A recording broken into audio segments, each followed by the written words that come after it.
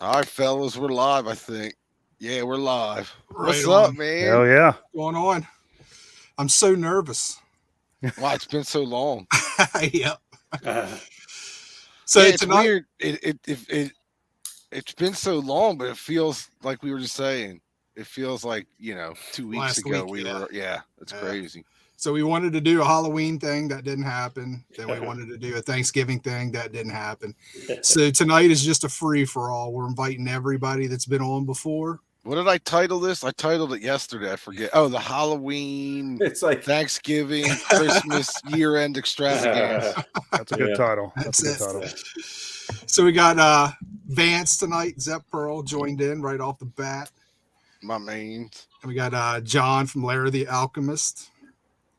And John? Mikey Bananas, the star of YouTube. Man, look how clear his picture looks and everything, dude. Hey, man. He's moving up. He's moving on up. I'm telling you, I've been wanting to do this, and I've been running my mouth about this for like literally over a year now. But it's all about, number one, it's all about, we do have a dope camera, I ain't gonna lie, but it's all about lighting. Yeah, And- absolutely. I got And shit I have even though, I mean, to be fair, I do this kind of shit for a living for like 20 years, but my lighting here is as budget ghetto as you could possibly get.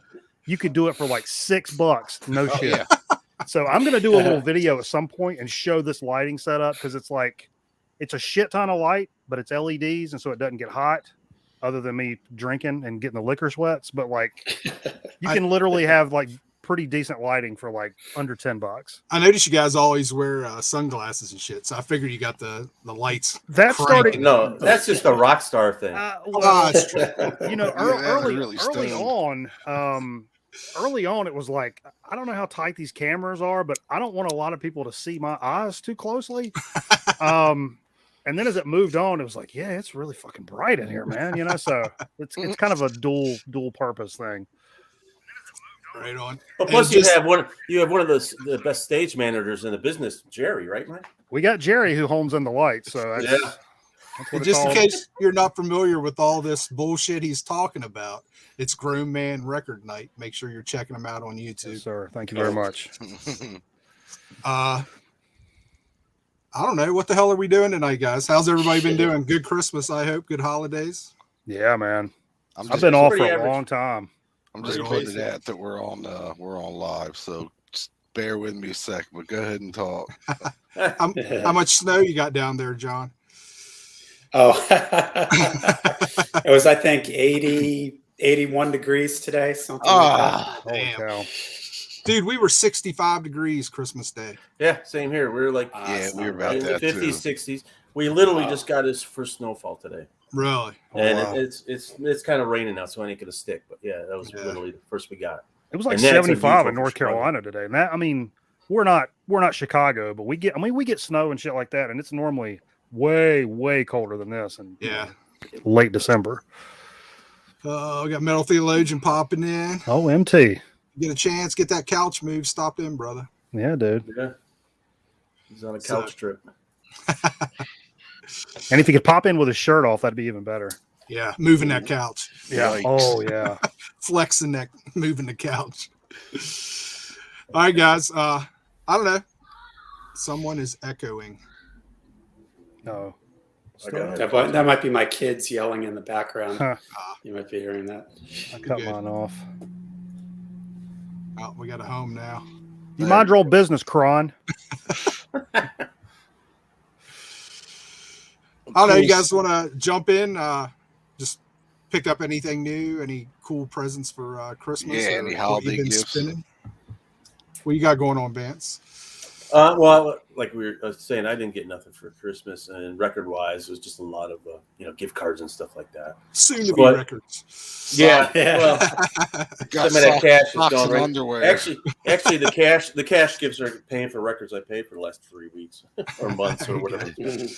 I did pick this up though, and you can probably get glare on it. It's an unofficial page and Coverdale Page album. That's cool. Oh, nice. Double album came on a 2-color wax, nice inners. They do a decent job on these, but Now I assume it's on a blue, and then the other one's yellow. I assume an OG of that's pretty pricey. Yeah, I mean, I think they were only I want to say they're only pressed for Japan when it came out, so they're really pricey. Yeah. Rumor is, though, being next year's the 30th anniversary, I think. Rumor is that Coverdale and Page might put together a whole little box anniversary issue with extra cuts or whatever. So That's cool. pick that up. This is Volcanoloid from Buffalo. You guys familiar with Buffalo? I think you are. Yeah. Mm-hmm. Yeah, these guys. This is another. This is unofficial but live stuff and alternative cuts. You mean this is the band from Australia, Buffalo? Mhm. Yeah. Okay. Yeah. It's a that live kind of album? 70 hard rock. Yeah, volcanic rock. Yeah. Yeah. So it's a boot, right? Yeah, it's an unofficial on this. You gotta love this label. Oh, that's I funny. love the logo. Yeah, the logo. That may be the best logo of all time. There you go, right? But yeah, it's like First Side's Live from '74. Some other stuff, and then there's some like demo cuts or whatever on there. So Oh, that's cool, man. yeah. There's like some TV clips of them you can see. They were on some Australian TV show, and they did a couple songs. So I wonder if some of it's lifted from that. Maybe, yeah. I never seen that stuff, so I'd like to go check that out. But I got their other albums, and something I got within this past year. If you want to kind of do a year-end thing, where it's just got into those through VC guys. Cool band. They're definitely one of the first bands you kind of check out when you dive into that obscure 70s stuff. Hard, 70s, that hard rock stuff. Yeah. I got a stack more, but we'll just we'll mix it up, go around. Cool. You got anything, Mikey? I got, I'll start off with something, and a couple of you guys, Greeno, I think you're really going to like this. This is not a record. And my mom, I've always been hooked up when I was a kid for Christmas. I didn't get shit year round. Like, I was an only child, if you can't tell. But my parents always hooked me up at Christmas no matter what. And even as I've gotten older, my mom still gives me like fun shit, like, slingshots and like toys. Like I got some mini G.I. Joes this year that are similar to these. I got the whole set, these mini Masters of the Universe like this. Right on. So she got me a whole set of the mini G.I. Joes one because I just set them up around the room. I like dumb shit like that. But she got me one of the best things ever. Check this out. Is that is awesome, man? Oh yeah. Is that a belt buckle? And with the fucking belt buckle in there. Oh shit! I just saw it, dude. That's killer. That's badass. I I mean, love that movie. Yeah. Yeah. My mom's, mid 70s, and that's just like what? I opened the box and I'm like, oh shit! I'm losing my mind. You're like 10 years old again. Yeah, and I'm sorry, I just saw what Kron figured out his echo problem. But shit, what the hell was I gonna say? When you opened the box. Oh yeah, it was just I was just blown away. She just still continued. Last year she got me a 45 that was Jerry Mather's 45, like from the 60s, that the Beeve recorded. And I mean this year, I mean, it just never ceases to amaze me. So big ups to the moms on that, man. Dude, that's killer. I'd be all over that if I saw it. Oh, I know what I was going to say. Aaron Griffin, our hot shot psychomaniac member of the Grown Man Record Night community, he said if I'm not wearing that belt buckle on Friday, we riot. And I was like, I don't know, man. I don't know if I can open that. I'm not going to open it. I can't open it. Greeno. I mean, unless you can open it and you put it back exactly the way just to kind of hold it, and then you can put it back in the I always butt. have this question too. Like, I kind of miss that era of the big ass cowboy buckles and shit. Like, if you're a bigger gentleman, like some of us are, how does that not cut into your belly fat and shit? I can't wear them. At bare minimum, that's got to rub a little place on there. You know what I mean? Yeah. Dude, I got the overhang going. I don't have to worry about it. When I was a kid, I had the brass-looking Kiss belt buckle. It was about that big. Yeah. It was pointy. It wasn't round. It was Kiss, like with points and all that. Dude, I would just literally cut myself open trying to wear that now. There's no way. Oh yeah, for sure. Well, I bought myself after I saw Greenos. I bought myself a holiday gift a couple weeks ago. The fucking the big old Batmobile. Oh yeah, with the figures in it. Right on. Are those the Miko ones? No, this is McFarlane, right? Oh, yeah, okay. McFarlane. Hmm. They did a whole line of 66 from the TV show. Yeah, just a Target, right? I think it is. Yeah. Okay. So I got him too. I didn't pull him because I knew George would be showing him, man. Those are and I awesome. was telling him as soon as I got him, I was home that day because I took off to go shopping, and I was like, "Fuck it, I got to check it out." And I opened the figures, and I went to put Batman in, and I broke his fucking head off. I was like, "That's what I get for opening them." He sent me a text of the picture of a headless Batman. And I'm like, oh fuck, dude! No. All I did was stick him in there, and I was like, "Boop!" I was like, "Oh." What's up, Shane? Christmas. I didn't get these, but I had the Zeppelin Hot Wheels. You know, Oh, I had these when they came out, but I never opened this one. I got like opened ones, but Yeah, you sent us one of the vans. So. yes, I did. Yeah, Yes, sir. Wow, that's Oh, cool. wow, cool. I haven't seen those. That's killer. yeah. I There's never like saw those. 5 of them in here, Wow. and yeah. So, but then I saw, I bought them separately, and then all of a sudden, like this box came out. Oh, like shit! Now I got to get the box, but I never opened this. Yeah, I know, dude. They get you coming and going for so many things, man. You guys are such children. Yeah, It was your fault that I got the Batmobile. I'll always be a Toys R Us kid.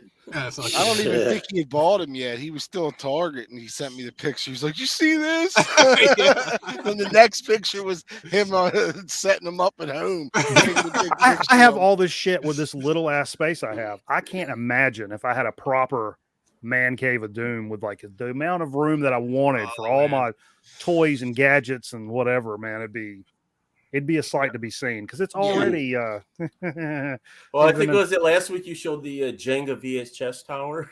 Yeah, I have a tower right over here. It's about this far from the ceiling of VHS tapes, and we're like, oh, whoa, you don't want to store your VHS. I said, okay, first of all, shut up. Second of all, when we get all liquored up, and we're like, hey man, grab a tape and put on because we play tapes over here while we're spinning records, with the sound down.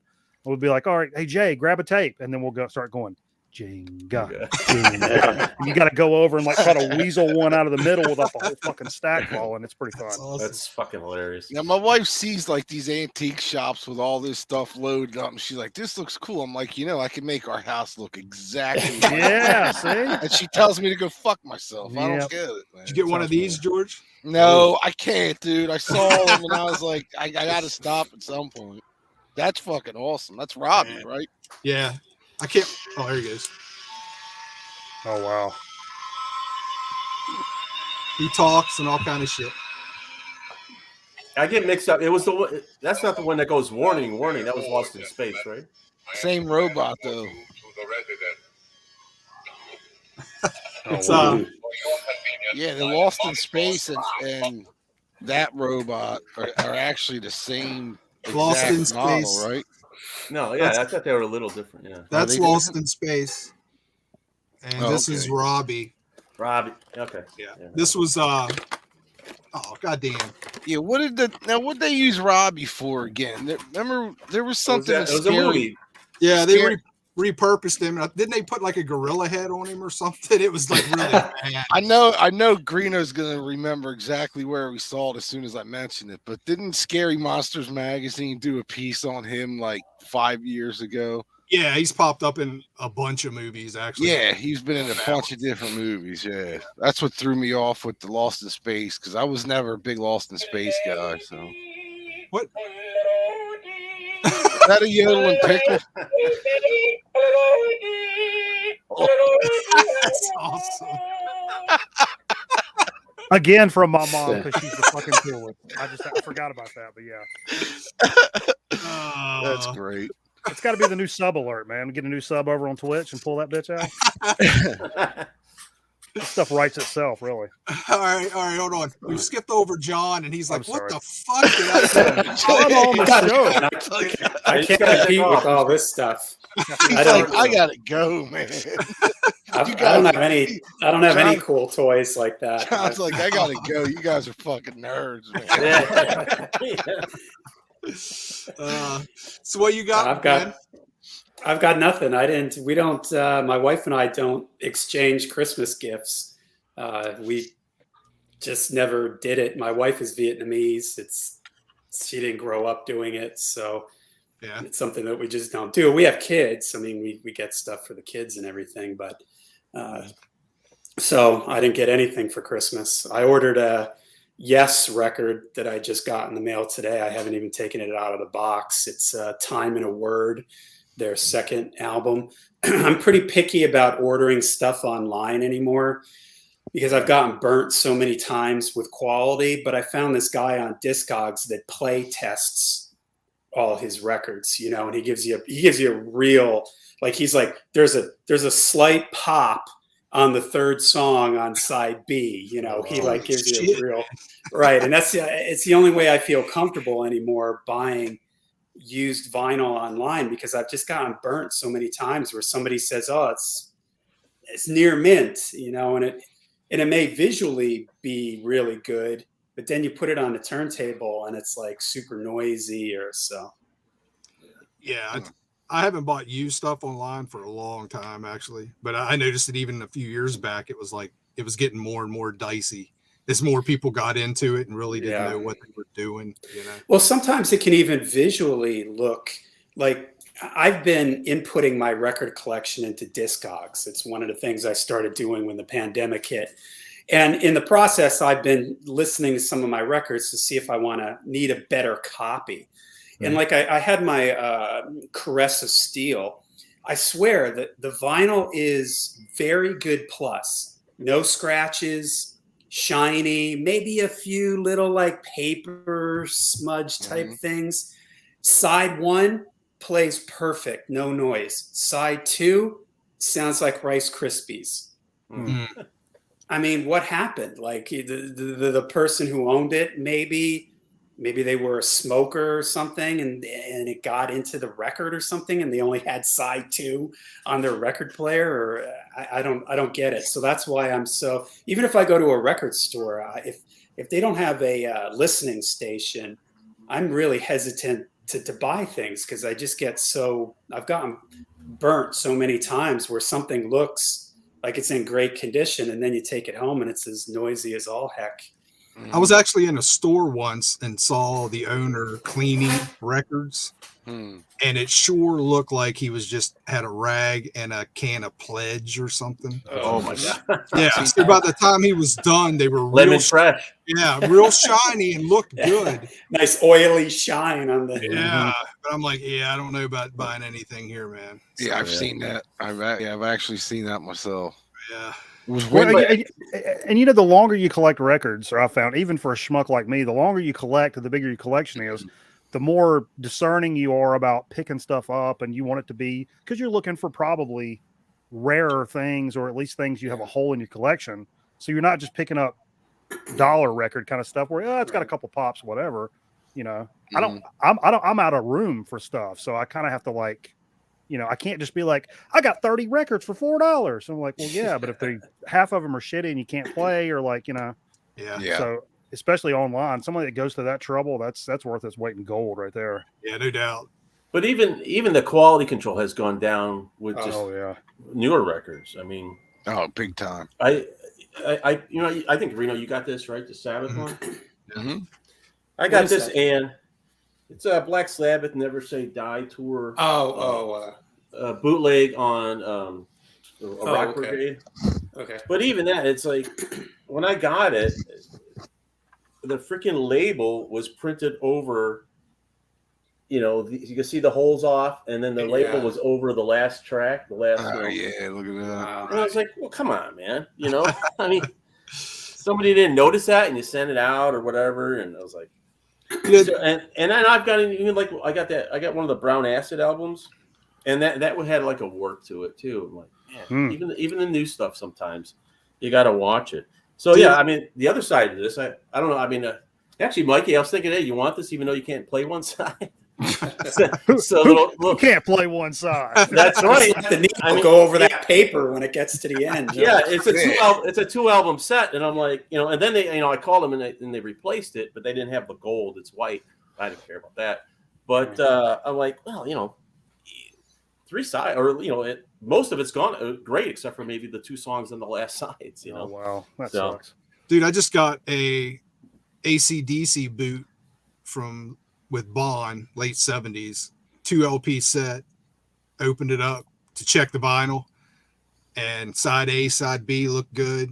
Pulled out the other side or the other record. Side A, side B looked good. And I'm It like, was supposed. fuck. It's the same. Yeah. I'm like, Wait. Hold on. Yeah. Which one is it? Is it this one? no. I Or can't this remember one? that one. I knew you got him. I knew it. Now I got to check mine. I didn't even listen to it yet. Dude. I'm at the point with new vinyl that I know you guys like to collect bootlegs. I don't really do that, but I'm just at the point with new vinyl that I don't know, man. I'm turned off by the whole thing. It's like every third record that I seem to get, 1 out of every 3 to 5 records has some kind of issue. And for these prices, when you're paying, it's like, damn, it's like $25, $27 for a new vinyl. I went through this thing with, you mentioned Black Sabbath. I bought the Paranoid Deluxe box set, and the records inside it looked like whoever was taking it off the spindle was just like scraping it across. There were these big scrapes all across, like, I don't know how many records were in it. I think it was like 5 or 6 records in it. Like 2 or 3 out of them had these big scrapes on them. I got it from Amazon, so I sent it back. They sent me another one, the same thing. It's just like this quality control. And it's like, I said this on my channel that, the straw that broke my back was Ozzy's Ordinary Man. I don't like the album to begin with, but I'm a huge Ozzy fan. So I thought, all right, I'll just get it because I'm a huge Ozzy fan. But before I got it, I'm reading all this stuff online about everybody saying how it's super noisy, it's super quiet, it's not pressed in the center, there's like a weird thumping noise through like half of side 2, all this, and all these people are talking pages and pages on this. And finally, some people start chiming in, and they're like, "Well, if you go to I forget where it was something like Urban Outfitters." Urban Outfitters has an exclusive version of it for $37, and that one plays half decent. And I thought to myself, you know what? This is ridiculous. That the only way I can get a good copy is I have to go to a canoe place that sells canoes and tents and play like $37 for it. I'm like, no, I'm done with this. It's ridiculous. You're paying this amount of money. You should know when you get it that it's going to be in condition, playable, good condition. I'm right there with you. I haven't picked up hardly anything on a major label in a couple years, probably. That new Maiden, which I still haven't spun, is probably the only thing I've picked up on a major. Now, I don't run into many issues like with the smaller labels because I'm always getting the obscure metal stuff, High Roller, Lost Realm. That stuff's worth every penny, dude. Yeah, and I'm cool paying $25 for those because at the most, you may have enough of a warp to see a wave, just a little bit. Do you guys think this has anything to do with like the backups and the pressing plants and all this stuff about how a little bit bad, or that, I think they're being rushed. Yeah. What's up, Laz? Hey, Laz. What's up, guys? I could tell by what's up, brother? What's up, man? We're all bitching tonight. Yeah. Go. John got us all pissed off, man. We're getting it all out. Man. Christmas. Humbug on that shit. Did somebody get a bad record in the mail? In your stocking, I was bad, so I got a warp. I've gotten plenty of bad records in the mail over the years. Yeah. Did you get your Maiden Christmas card, Laz? No. No, you didn't. Yeah, mine just came like the day before Christmas. Oh yeah. Nice. Wow. Yeah. Was that signed by Eddie? Is that what that said? Yeah, Eddie signed everybody. Yeah, sure. Right on. Holy cow. It's probably a print thing, but it came with the fan club new magazine too. Nice. Cool. I don't know. Are you in the fan club, Laz, or did you opt out for that? I have been in and out of the fan club for 30 years. Yeah, I figured so. I thought you were in. Yeah.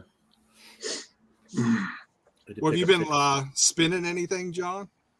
What have you been listening to? Just random stuff. Like I said, I've been inputting my stuff into Discogs.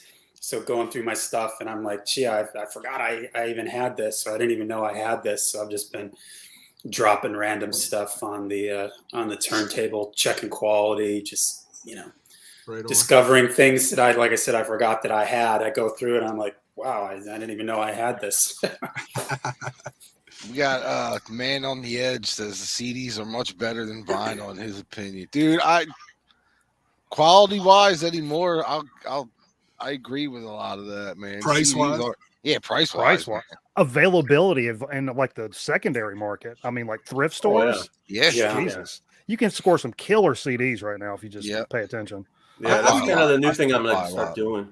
I'm hearing new stuff you have to watch because a lot of stuff is made on demand, even though they're not telling you that. I've heard that Yep. too. Like on Amazon, if you order something, they're just Yeah, making like a CDR of it. Yeah, don't order from Oh. Amazon. Well, I've gotten burnt 2 or 3 times thinking I was ordering like like a press copy or whatever, and got a burn one, and then See, ended up finding the press copy direct from the band for cheaper or something like yeah, that. that's bullshit. Unless it says MOD made on Yeah, demand, it didn't. whatever. That's And as soon as you open them, because they all have the same uniform back with the type and the font, yeah. just like a random cheap, just run off the track listing and send it to them, stick the cover in there. It's fucking lame. And they still charge like, $12.99, $13.99. It's like, Right. look, if I knew it was a CDR, I might pay like $8 or $9 or $7, but Or- I'm not. You know what I mean? Or Like, shit, steal it off of YouTube and do your own artwork. That Yeah. You know would- what? yeah. On that You guys subject, seen George does great stuff with those CDs. Yeah, I've Yeah, seen this things that are good. I want to show these to I want to show these to John and George.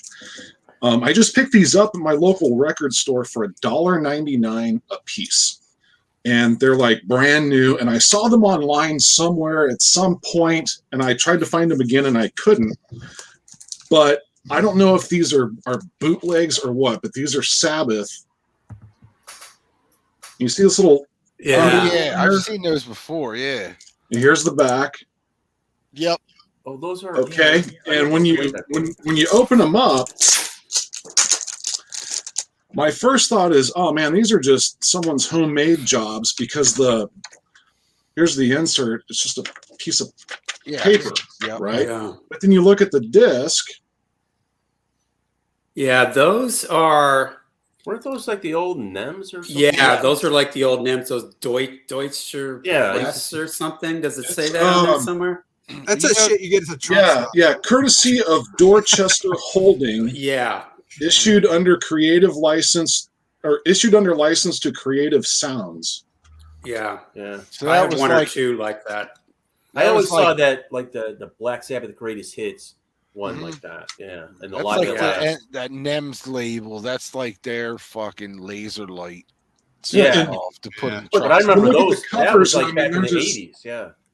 They're Yeah. like kind of blurry. It looks like they were done on a printer, you know? I mean, Yeah. but then the discs are really nice and they sound great, but Now, if I remember correctly, and I could be way off, but if my memory serves me right, I think they were like the original Black Sabbath CDs that came out when CDs started coming out. Yeah. Live at Last, for some reason, seems to be the one I always saw. Yeah. But they, I did see like those kind of ones that Laz just had, like Those are- years and years ago. And they They're just sound, budget there's discs. the Live at that's Last. it. That's the one. Yeah. Exactly. Yeah. Look, when Yeah, you're driving the big rigs, you can't be putting all your money into brand new CDs, man. And Yeah, audiophile pressings. Yeah. Man. You got to get the Trucker Rush and $5 CDs. You got to get that load through to Alabama that and still listen to some Sabbath. Gru said with load. especially with the you got to go pick up the fucking truckload of Coors Light and Texarkana. Somebody's Woo, honey, Guys, hut. somebody's got Waste smoky on comes for their table. somebody. Is that your house, lads? You're showing bootleg shit. No, no. Fancy duck.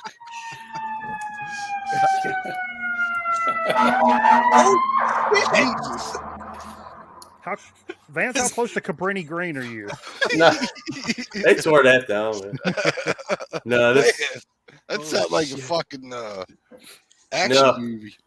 Hey, I got this. it's my luck. They use this street for shortcuts to go like up to Addison. There. Check this out. My oldest son got me this for Christmas. I don't know how well you can see it. Oh, whoa. What is that? It's wood shavings from the original cabin. Oh, The original holy Friday the 13th. There you go, right there. Wow. That's insane, dude. Don't ask. It's the main cabin shavings. I think the cabin was just torn down not too long ago, and then it has on the back like Camp Nobi Bosco in New Jersey. Wood shavings from the main cabin. Wait, the shit It's like we it's a showed- holy relic. Fucking badass, dude. They do that for saints, don't they? Too, like put a little piece of hair in a bottle. So it's like a sacred relic. It always They- makes me think of that thing they that did Jack that- Daniels did, where you could buy like 1 inch of Jack Daniels, like the real estate, and they sent you like this plaque and a photo of your little. It's like 4 matchsticks and some string, showing you.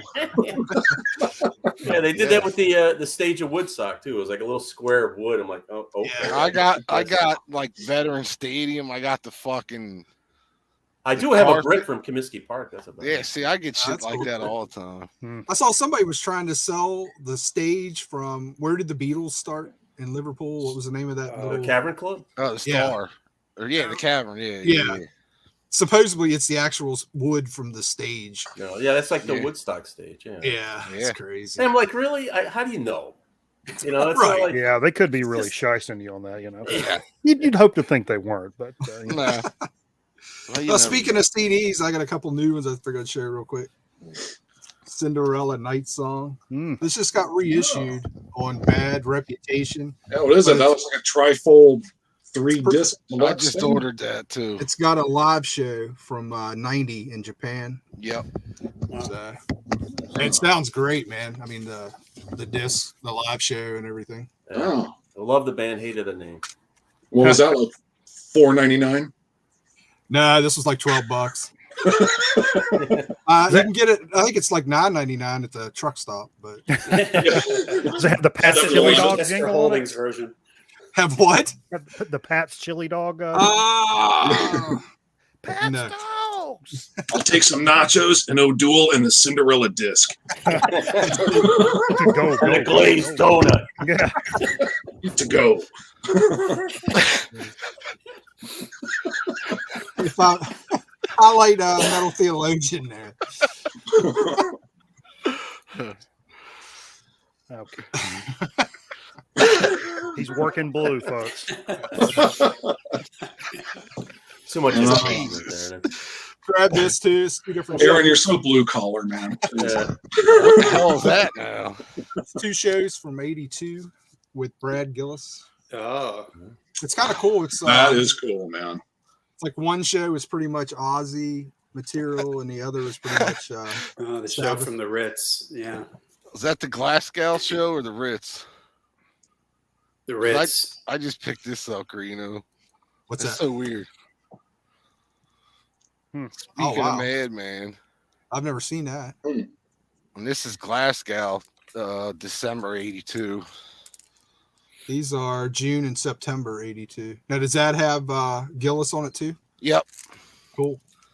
Yeah, I just got that because I had my buddy got me a gift card, and my wife got me a gift card to the same shop. I never go over there, but I picked that up. And then, I haven't seen that pop up anywhere. The Sabbath, Lords of Doom. What is that? Oh. It's I think it's all like the demos and remixes from the first 2 albums. I think my local shop has that actually. That's cool. Yeah. And then the Van Halen, the Pasadena. That's a great sounding one. Yeah. Yeah, That's Finally the got famous that. one, pretty much. Yeah. that's That one. one- I was actually going to pull that if we were talking boot because Vance sent that over to us. Yeah, you like that, Mikey? It's a great Yeah. sounding boot. I mean, I kind of sort of gave it to Jay, but it kind of sort of still here because it's kick ass. So Yeah, that thing's been repackaged so many times. It's so good. You know what I mean? There's Yeah. And then Greeno sent me But Greeno actually, sent me though, this that a month recording ago. is actually better than the other one I've gotten. Greeno sent me this about a month ago. Nervous Eaters record. What'd you end up thinking of that? I dude? liked it, man. It's like it's a little- power pop punk. It was a little too. Yeah, their early singles sound way better than the actual album did. Now I They think look there's like the Cars meets Loverboy. Yeah, they look Yeah. cool for that era, man. Yeah, they're like the Cars meets like I don't know, kind of Cheap Trick, but I don't know. It was weird, but I liked it. But like the early, the stuff before they got signed, I think they had 2 singles out, and now you can get all that shit on like I want to say it's 2 double LPs. You know, they were more punk before the label got to them. So That album, they needed a little more balls on that album. I do like the bite mark taken out of the. That's pretty cool. Pretty cool. I just was going through some couple boxes of CDs I forgot were laying around here and came across this. I love that. Yeah, this thing's killer, man. It's a DVD and CD. Yeah, that like I think you said some of that's the favorite era too. That That slided in early there. '80s. Yeah, that was John Sykes. That's really when I discovered Whitesnake. Actually, it was just like that's a That's great. same with me actually. Slided in when that album came Yeah. out. That's when Which do you prefer, the UK or the US mix? I knew somebody's going to ask me, and I have no fucking clue. I never really compared them. Yeah, I haven't either. I actually if you prefer put the 'em- US mix because that's what I. yeah, that's all I know. If you A/B them, if you put them back to back, you could definitely tell the difference. Yeah. But I prefer Shootout. I prefer the UK Yeah. mix. Head to head that shit. Mhm. Yeah, I think the UK mix is the raw bluesier mix of the two, and the US mix has got the More medley. yeah. And I think But- at that point, what's his name had jumped on.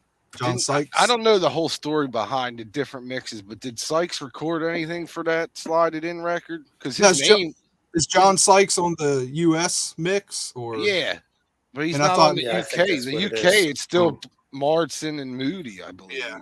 That's what I thought. Yeah, leave it to Coverdale to do things over and over. But it was like within a month that those 2 records. Now I could be off. It might have been longer, but I mean, you go back and reading that shit. It seems like they had replaced the Martin and Moody within a month and put the US version out. That's what it read like. I don't know if that's. Like I said, I've always heard about that, but I've never really. I don't even know if I have a UK.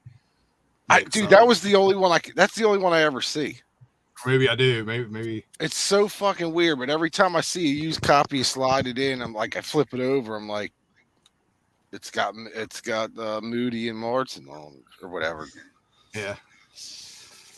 I also picked up a movie I've been looking for about 20 years. It finally came out on Blu-ray. Oh, I thought you were going to say you finally I found know what it it in your is. stack. What is it, George? What- Is this? We already discussed this, right? Uh, Oh Stunt no, Rock. no. Oh yeah, What the hell is that? we just watched this on Twitch, man, on the stream. Dude, is this whacked out or what, man? Yep. What the fuck? Stunt Rock? Never heard. This is Sorcery is a band from California. Okay, basically, this dude wants to do a movie, and he's in a little bit of everything, but he edits trailers. So basically, this movie is like an hour and a half trailer with a hard rock band in it. There's a stunt man doing crazy ass stunts, and they found this crazy fucking band in California called Sorcery. That it's a hard rock band, but they incorporate magic. So they have a wizard guy and a demon guy, and they didn't do this for the movie. This is what they did. They found them doing this shit, and they incorporated them into the movie. What the fuck? It's the craziest. Now here's a little trick. I don't know if you guys know this cat or not.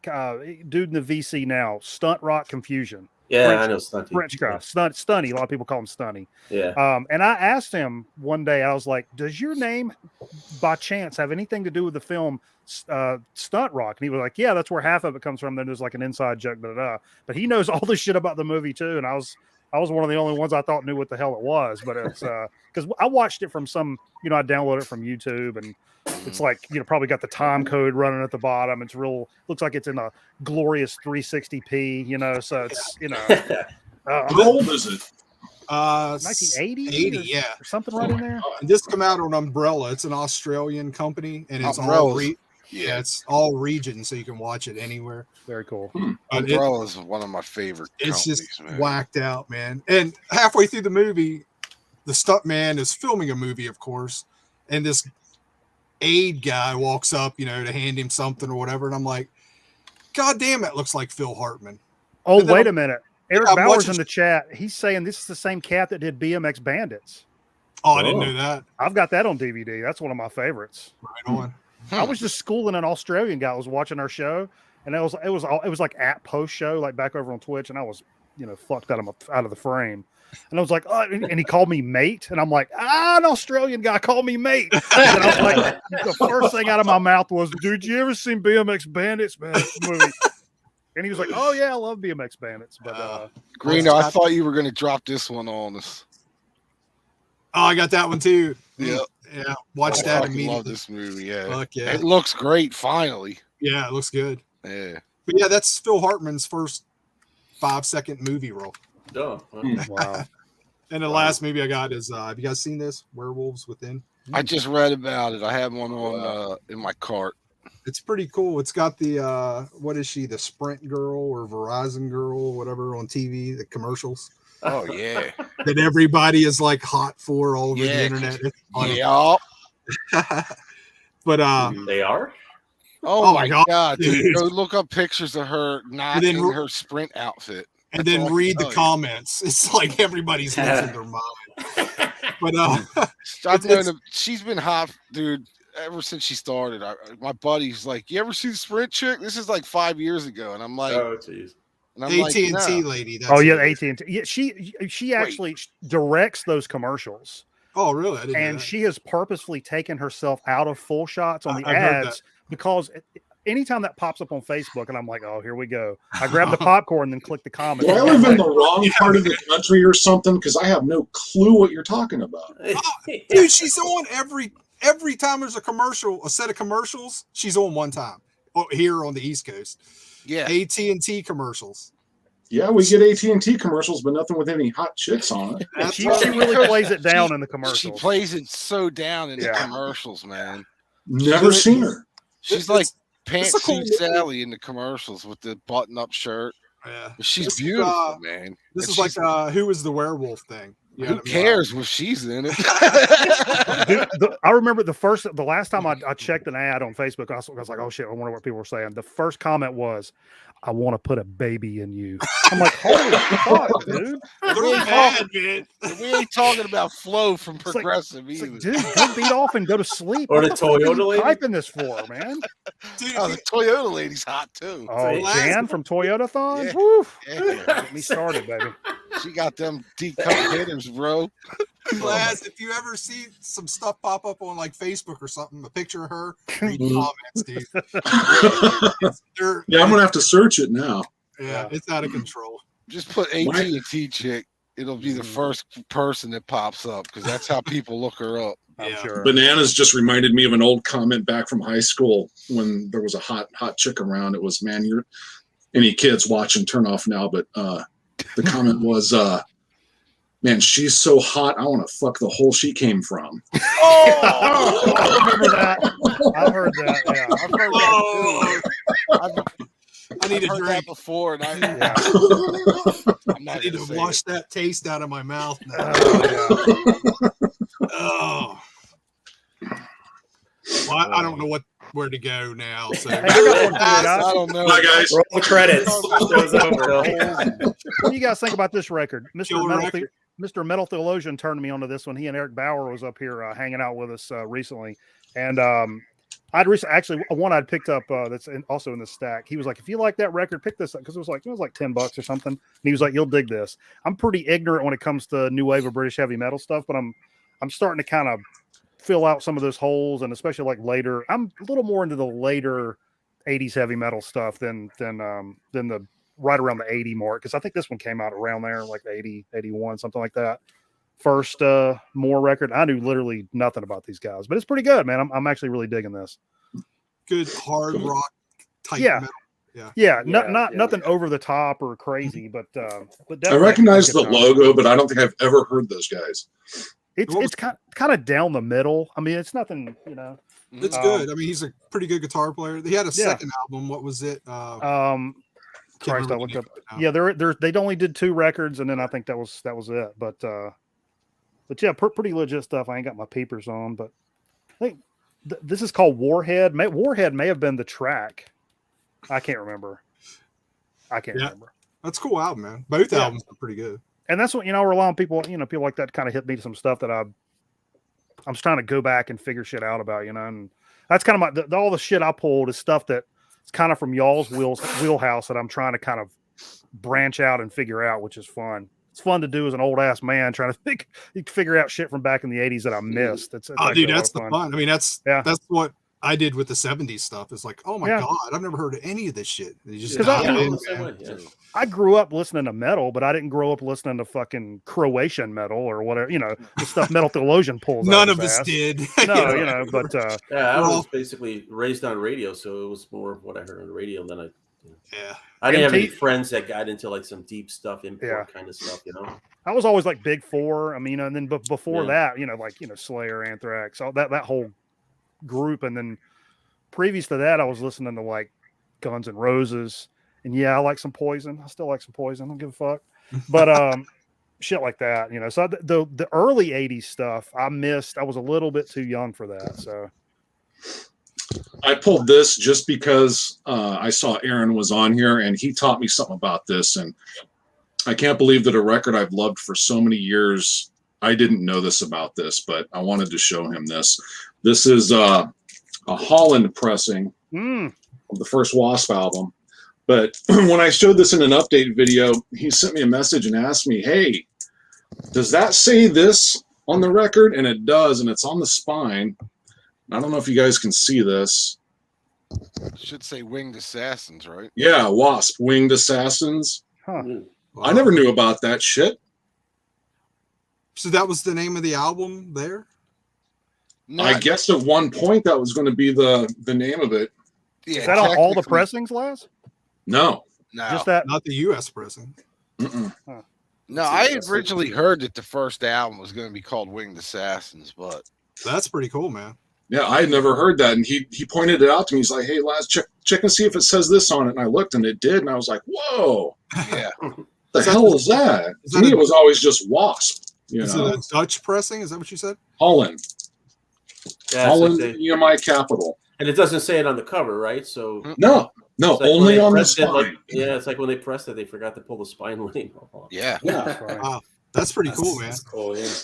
Because there was something back in the day I remember reading about Wasp and the Winged Assassin. Did they name their fan club that? Maybe there was something with that title that they associated it with later. I've heard that too, that Winged Assassin, but I don't Yeah. know where it fits in. Yeah, I don't know either. Anybody else? Anything you want to show? I got like a stack here, so Yeah, I got. jump in. We all did. I think some of you guys got this, I right? rushed home from work, so What is that? Midnight Dice? Yeah, I picked that up.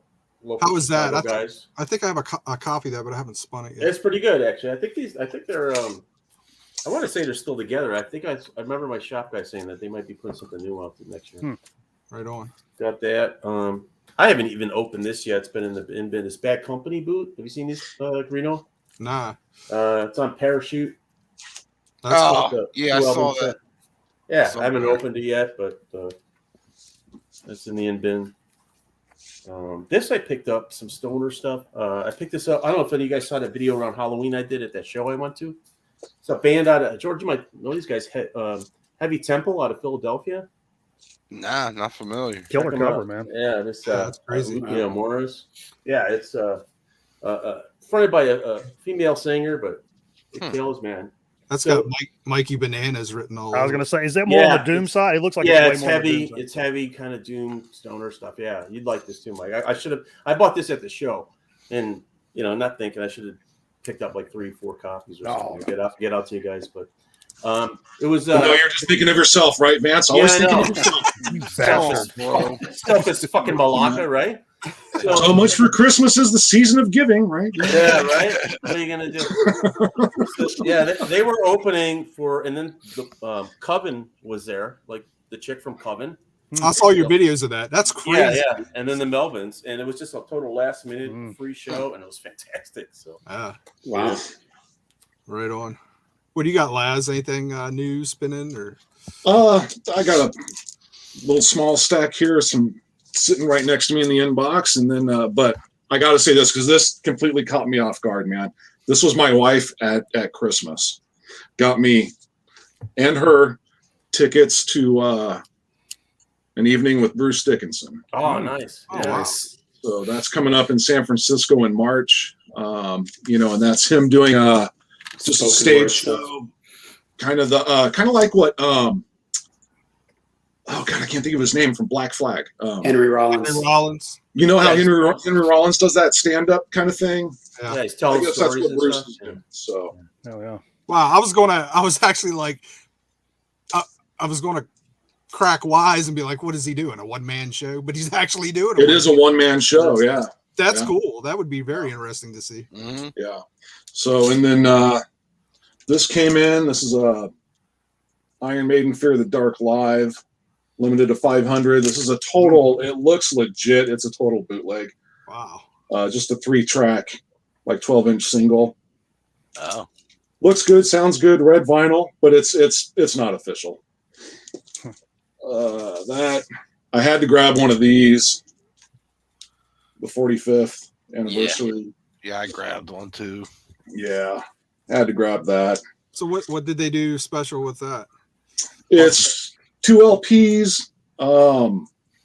Have you seen one, Greeno? No, I mean, is it remaster of the remaster of the remaster remixed and I think so. I haven't gone through the whole thing yet, but it's 2 LPs. Comes with a killer book. All right. That's cool. But the gatefold picture in this thing is just freaking rad. Yeah. Yep. My Oh, favorite wow. picture. That's one of Wow. the best. That's one of the best shoots they did. Yep. Yeah. Somebody needs So- that tattooed on their back right now. Yeah. And then it's LP2 is Paul Stanley Demos of God of Thunder, which is one of the main reasons I picked it up because I heard about this and him doing it and it being on here. So it's supposedly a totally different version of the song. I guess it's supposed to be kind of disco-y. But then Gene Simmons demos and other rarities, Beth acoustic mix. Finally. What's that go for? I don't know, it was like $39, I think, or something like that. Isn't that from the box set that they just put out?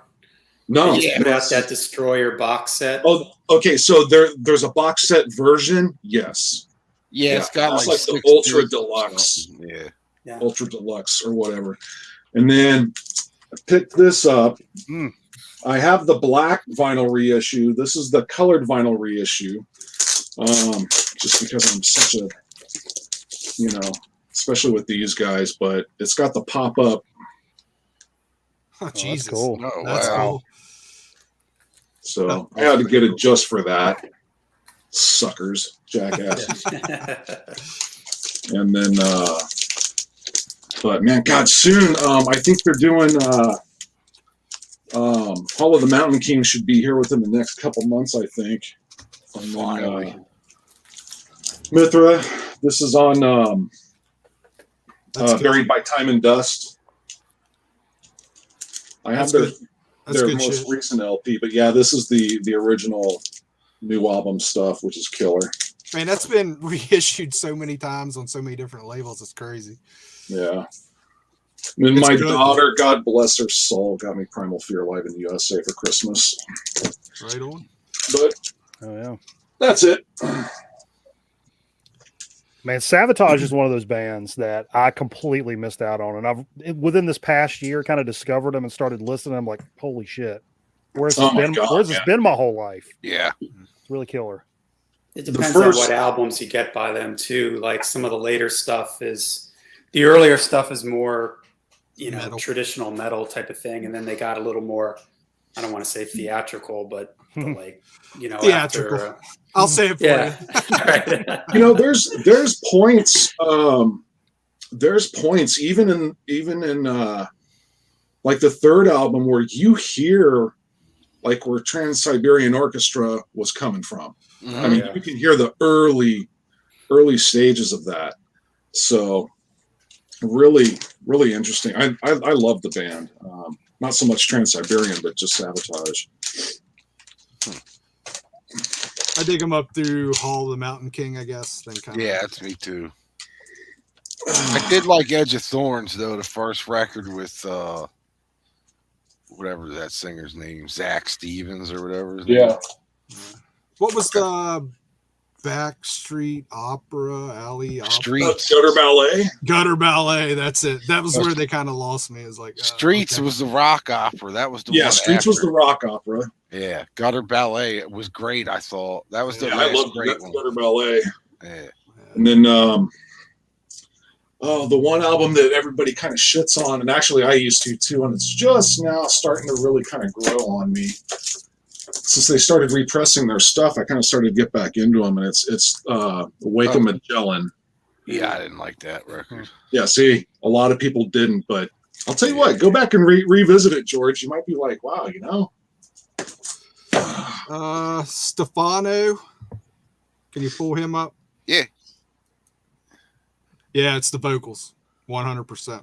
The vocals. Yeah. For me, I'm kind of the opposite in that I was a kid of the 90s. So my first introduction to like heavy metal was like, there was already Metallica, Slayer, Anthrax, stuff like that. But I went from that shit to like Pantera really quickly. And then when I realized how, I was a young teenager ready to tear shit down. Once I realized how Pantera made me feel is when I moved on to like death metal, and that led into black metal. And you couldn't make it too heavy for me. And then as I've gotten older, I'm like, now I'm kind of going back, and like in the 80s, I like the more melodic stuff because the hollering and screaming and Cookie Monster vocals, I like that shit, but it's just like Cookie Monster. It's like, it's a sometimes treat. I can't just like back in the day, I could wake up and first thing Sunday morning, it's like, oh, let's put on Gorgasm. That's not, I don't want to hear that shit all the time, but like, I really do like black metal, and I like the kind of the lore and the mystery and shit behind it, but it's not something I want to listen to all the time for sure.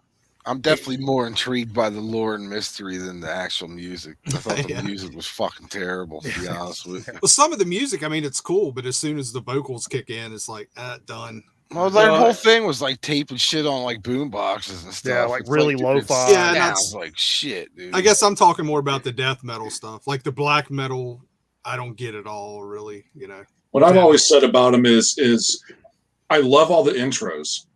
Because they're always like these orchestrated, like, dun, dun, dun, dun, Yeah, right. and all of a sudden, it's like, so you get like 30 seconds of really cool, stuff, and then it just goes to hell after that. And yeah, I've never been a fan of well, I don't want to say that because I do like Immortal. I mean, there's some stuff, but it gets old quick. Yeah, I kind of like the ones that can mix it up. The vocalists that can kind of do both, where it's not they can get into that Cookie Monster, but then they can sing too. It's an age thing. Yeah, look where Bananas is saying. The 90s was for him. And I thought all that, like, I was quick to goof on, like, and I hate to say it because it's fucking blasphemy now, and I realize it. Like, I would be quick to goof on Iron Maiden when I was like 17 years old, and was like, this dude sings like a fucking chick. Like, I'm like, that's not heavy metal. Heavy metal is not. And like, that's not. It's got to be Pantera, a dude with a shaved head, and he's beating the shit out of people in the audience. And stuff. But as I've gotten older, I'm like, that stuff intrigues me way more, which is kind of cool because now I can go back and discover it all for the first time and not be such a dickhead about it, Yeah. I think when I was like 13 or 14, I started seeing Maiden in like Hit Parader and Circus, and Dickinson was wearing these multicolored, like, they almost look like, I don't know, blown glass pants. They're all different colors. Yeah. And I remember, like, what the fuck's up with this dude's pants? Like, I'll see Somewhere in Time era, Bruce. Yeah. No, it was before. I'm gonna say it was Peace of Mind to like Power Slave, somewhere around there, because I was pretty young. I'm gonna say it was around there, and I flipped open Hit Parade or Circus, and I was like, dude, that's some fucking pants. He wore the spandex, you know. Nice pants. Yes. Now, the problem with death metal is the original bands, they sounded different from each other, and their vocals were different. If you think about Death, Chuck Schuldiner, the way he sang, Deicide, different. You can tell the difference between Death and Deicide and Morbid Angel and Obituary. But the problem is when you're 50,000 bands later from those original bands, it's just like everybody sounds the same. And that's exactly what I say about punk rock, because nowadays, I mean, think about how long punk's been around and how many shitty punk bands are out there, 50 bazillion. You've got to be something really special to cut through the bullshit to where you're like, oh, okay, I want to hear this. And it doesn't sound like just a carbon copy of something that was done 10 years ago. You know, unlike rock and metal, I think punk's been dead for a long, long time. Yeah. Like if you go back, I don't know about that. But. If you go back to the 70s, man, there's a difference between the Ramones and the Sex Pistols. And, just to throw those out. I'll tell you too.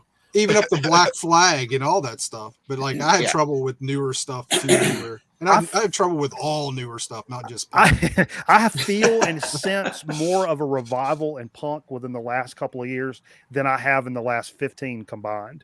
So to me, it feels like there's a new generation of kids kind of rediscovering what it means to actually be a punk rock band.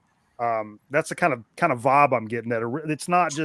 It's not the Blink 182s anymore. These are people that are going back and doing their history lessons and finding out what the fuck real punk rock is. Yeah. And I'm with Mikey here. I think there's a new generation of kids that are discovering what real music is. Yeah. Because it's not just the punk, it's the resurgence of metal, it's the resurgence of 80s synthwave pop, new wave, all that stuff.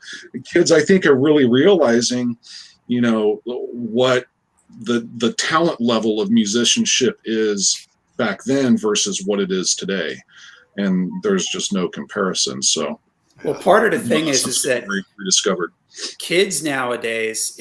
When I was in high school, everybody played either guitar, drums, or bass, or at least had a guitar. It's what everybody did. Now, if you want to stand out and you want to be different, Auto-Tune and Pro Tools, you play guitar. You play guitar because not that many kids play guitar anymore. If you want to stand out and be different, everybody's making beats. Yeah, everybody just does the electronic type stuff. So if you're somebody I see my son's in high school, he's into Nirvana and stuff. And when I pick him up at school, I can pick out those couple of kids. I see them come out and they've got their Doc Martens on. I can see they're doing a 90s look, and you can tell they stand out because everybody else is, rap, hip hop, electronic stuff. It's as strange as it sounds. Playing guitar now is like strange and different. And right. Yeah. Well, I think, Mikey, Dr. October and Ryan Kidd show. Absolutely. They show a lot of newer punk that's come out too, so, and the younger guys, they totally, dig the punk of the 70s, but they're also talking about a lot of new punk bands, which sound really good. Like kind of what you said, Carino, there's not many out there or whatever, but they're showing them. So, you might want to check that stuff out, but there is a revival of that punk stuff coming. So I think I look at the Dr. October and Ryan Kidd, and that's where I learned a lot of the stuff from myself. Yeah. Yep. The new sleaze to me is the new punk. You know what I mean? Like the last 10 years of sleaze to me has been like the actual punk stuff. Like rather than like the Blink 182 calling them punk, or I guess we call them action rock. Greeno and I were calling them action rock for a while. Action rock. But that's what action rock turned. That's got a whole footstep into 70s punk. Don't you think, Greeno? With a touch of glam, and it's got that pop sensibility or whatever to it. It's not Black Flag or No. I mean like that Ramones-y. I hate this. Ramones. Everybody calls Ramones a punk band. They I guess they were, but to me they're a rock band. They're a pop band. They're not a rock band. They're the greatest American rock band ever. Right. But the Sex Pistols were like, and I say that not smiling. That's true. Yeah. Fact. Well, it's I'm definitely with Mikey Bananas on the whole age thing, and Yeah. you know, to me, all right, it's not now, but there was a time when, to me, black metal was Venom, Celtic Frost, Yep. and Merciful Fate. Absolutely. To me, that was black metal, right? Yeah. And It was now, scary. yeah, and I mean, literally, I was at the age back then, man. I would flip through Venom records. I wouldn't dare fucking buy one. It's Yeah, I was like, I've told that story too. I remember Mhm. seeing, you know, there's a goat head there's- on there. And pentagram. yeah. What Oh is it? yeah. Yeah. Like, what the the fuck early is Venom this? albums, just like, this might be too much for me. I gotta Well, put this dude, back. to that And point, now I have nightmares holding those, thinking, "Damn it, why didn't I buy it?" Yeah. to that point, the first Wasp record that Lash showed a while ago, I remember me and my mom. I was probably 10 or 11, and we were in the mall, and I pulled that cassette off the wall, and I was like, "Hey, Mama, you know what this means? We are Satan's people." And I was like, you know, she was like, "You go put that back on the shelf now. Don't you be handling no shit like that now." I always Wash your thought hands, boy. You wash your hands. we all grew up thinking it was We Are Sexual Perverts. Yeah. But you guys are right. It's all about age, and if you keep up, I truly admit I don't keep up. So there might be some awesome punk out there. The only thing that's gotten through to me, and I don't know if you want to call them punk, they're a ska band, which is the Interrupters. Mhm. I Yeah, fucking man. love that band. I mean, I got all three of their first albums. They're just, I think they're kind of like the Ramones to me, not sound wise, but just like all their songs are just stuck in my head. Yeah. You know what I mean? Whenever you listen to them, you're just singing them just like the Ramones. If I listen to a Ramones song for the next 2 hours, it's stuck in my head, you know? The Same Chats with from that New band. Zealand. That's my favorite. One of my favorite bands. Period. In the last. Those several guys are years. cool too. I did pick Yeah. them up. Yeah. Yeah, that's really good. And that's you know, Ryan Kids mentioned this, like New Zealand and Australia. I don't know what's in the water down there, but like the punk rock scene, that's where it's booming. That's where a lot of the shit's coming from. Is like down under. It's cool to see these resurgence, you know, like the new wave of traditional heavy metal that was going on for so long. It's still Dude, kind of going on. metal in Mexico. Holy shit. Yeah. I mean, Everywhere. It's big. Yep. Mexico and Brazil. It's like, you It's know. big everywhere but here. I got a couple more things going to show you if you guys don't mind. Yeah, man. Just real quick. Yeah, I got some stuff. Got that Mercy reissue, Swedish metal. Mm. So this was what's his name goes on sing with Candlemass. Messiah Marcolen. Oh yeah. Yeah, this is on Nuclear War or Nuclear War Now, whatever the hell it is. Man, I knew nothing about this band. I was kind of hoping Aaron would be here tonight, see if he knew anything. Brazilian band. This is from '86. Voodoo, I think, thrash band. This was their first album, and then this is the second album with Oh, that's a cool ass cover. EP also. This is pretty killer, man. It came out on Lost Realm. I figure Aaron may know a little about him. This is '89. I bet he That does. one looks tasty right there. I like that. Yeah, this a little better production than the first one, but has that compressed thrashy kind of sound. Unfortunately, Yeah. it's pretty cool though. Definitely dug it. And we talked about these. Are you guys picking up the Rods reissues? Mm-hmm. I haven't. I'll be right back. Oh my god, these things are like High Roller always kills it, but they're just it's unbelievable, man. The packaging on these and they sound fantastic. Just I got two more yet to pick up and they're waiting on me. Yeah, I should jump on those too. I just Spun picked that up the other Rock day. Hard. When's the last time you listened to that? She's radioactive. That's it. Don't ask me why, but I spun this whole thing all Because you own it, man. dude. Because you own it. There was Where's this- Mikey? Wait, is Mikey? Oh Jesus Christ! What are you doing to me? I forgot about your hatred for Tom Sager. see the black label thing there. There used to be a store that would just anything that had that label mixed in their shit was 50 cents, quarter or 50 cents. Damn. This thing's like mint, so I picked it up for 50 cents. It's like, hell yeah. All right, just a couple more Muddy Waters boot from 77. Oh, I that's just cool. picked that up myself. That I sounds think I saw that pretty too. good, Yeah. Oh, what did that say? Live at Theater 1830? Okay. Yeah. No, this Like, was recorded in yes. 1839. Yeah, someone fucked up. Ready when you are, CB. You got this one yet, George? It's on its way. This is killer, dude. Yeah, it's great. What's up, Mibber?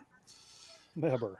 Remember, What up, Mib? Fly on the Wall tour. Yeah. Yeah, head cold, fucking COVID. Now we know The that track listings.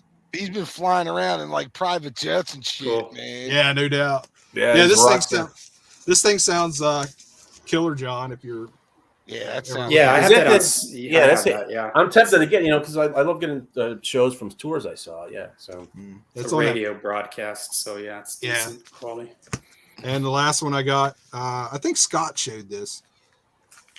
Is the Twisted Sister 79. yeah, Oh, I've cool. seen that too. Yeah, and that's on that Night of the Vinyl Dead, which are freaking expensive as crap. But Yeah, Wow. that's why I haven't pulled. how's that sound? Reno? sounds good, dude. It's actually. That's been on my list for a while. Have you seen the 3 CD box set George turned Yeah, all yeah, this yeah. onto? This Mhm. this show's in there, but it's not complete Okay. like this one. So Gotcha. this has, I think, the complete show. So you can see there's 456. Yeah, That's an odd goddamn number. I've been on a total sister kick lately too, man. And Yeah, George- the early stuff is great. didn't you get that also, Vance? That box set George turned yeah, all with the this lips, into? yeah, the makeup case. That yeah, thing's awesome. I got it. man. It is. Because It's- what was it? It was like it's on $7.99. Amazon for like $16. Yeah, totally Yeah. worth it. That's What is why it? I grabbed it. Well, it's a It 3 was CD cheaper. set, so. It was cheaper when we grabbed it, wasn't it? That's why we grabbed it. It was like because I Ah. grabbed it, I was like, "Holy shit, this thing's like $12 or something." Yeah, I can't think mine was remember. around that 16, 17. Yeah, I think that's what Ah. mine was. You you got it before us though, I think. Yeah, but Yeah. maybe it That's dropped. where I saw Maybe it it was first, maybe it was like a $50 or $60 box set before or something. Yeah. No, I didn't. Yeah, I'll I don't show know. you. I got a couple other things real quick. My son picked this up for me for Christmas. Oh, First that's cool. Faces. What's Right on. over here was the Small Faces album, but Mhm. this is the UK one. Picked that one up, and then picked up the new Kingfish. Oh, dude. Saw him live in Chicago. One of the best Yeah. guitar players I've ever seen. Fucking amazing. This is on purple vinyl.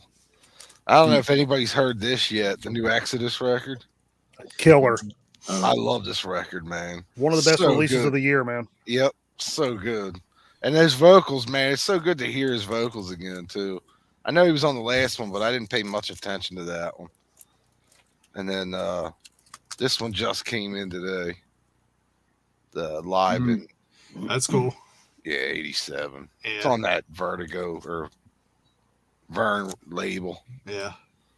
So Yeah, I've been well, eyeing they this up for a while, and I saw it was on that label, and I had this on back, the old bootleg days. It was on. I had it on cassette, and it sounded great on cassette. So I figured it's a soundboard. How bad can it be? Right. So and it was cheap. Dude, if you don't grab these things when they first come out for under like $30, then pour me one, Mikey. What's happening there? Present from the fiance's mom. A little screwball peanut shit. butter whiskey. oh, dude, I've Yeah. been trying to get that stuff around here for a while. Nobody so has. freaking good, man. It. I know everybody Cheers, tells fellas. me Happy to. New Year. Happy New Year. Happy New Year. I don't drink anymore, so I haven't been looking for it that much. Yeah, I normally buy a whole lot cheaper stuff than that, but it's the holidays. And I have this special vacation rule. I never drink before 8 p.m. ever. I know everybody thinks I'm drunk all the fucking time, but that's not how things work. Even on Saturday, it's like I'm sitting here and I'm like, 8 minutes. Fiance's like, the fuck are you talking about? I'm like, hey. She looks at the clock. It's like, oh, good God, go get a beer. I'm like, nope. The man's got to live by a set of rules. Otherwise, it's chaos. Yeah. Oh shit. Well, I'd be doing a disservice to the show if I didn't show some Zeppelin stuff I picked up. So I did pick up this Zeppelin 2. Dude, I It's a saw that. copy of a Turkish pressing. Yeah.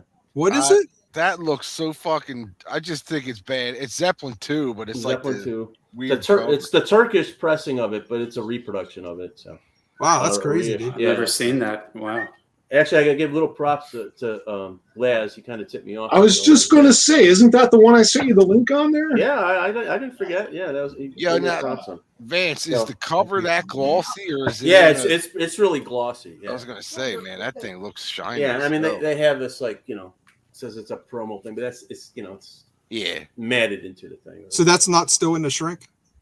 No, it's just really glossy. Oh wow, really good. Yeah. I took it out of the bag. How does it sound? Did you listen to it? Yeah, it sounds great. All right, cool. I should show you. I think the label's a little different too. Well, not really. It's but yeah, it sounds great. It's on a color like a purple. That's Those- cool, man. Yeah, Those sleeves that you have inside there.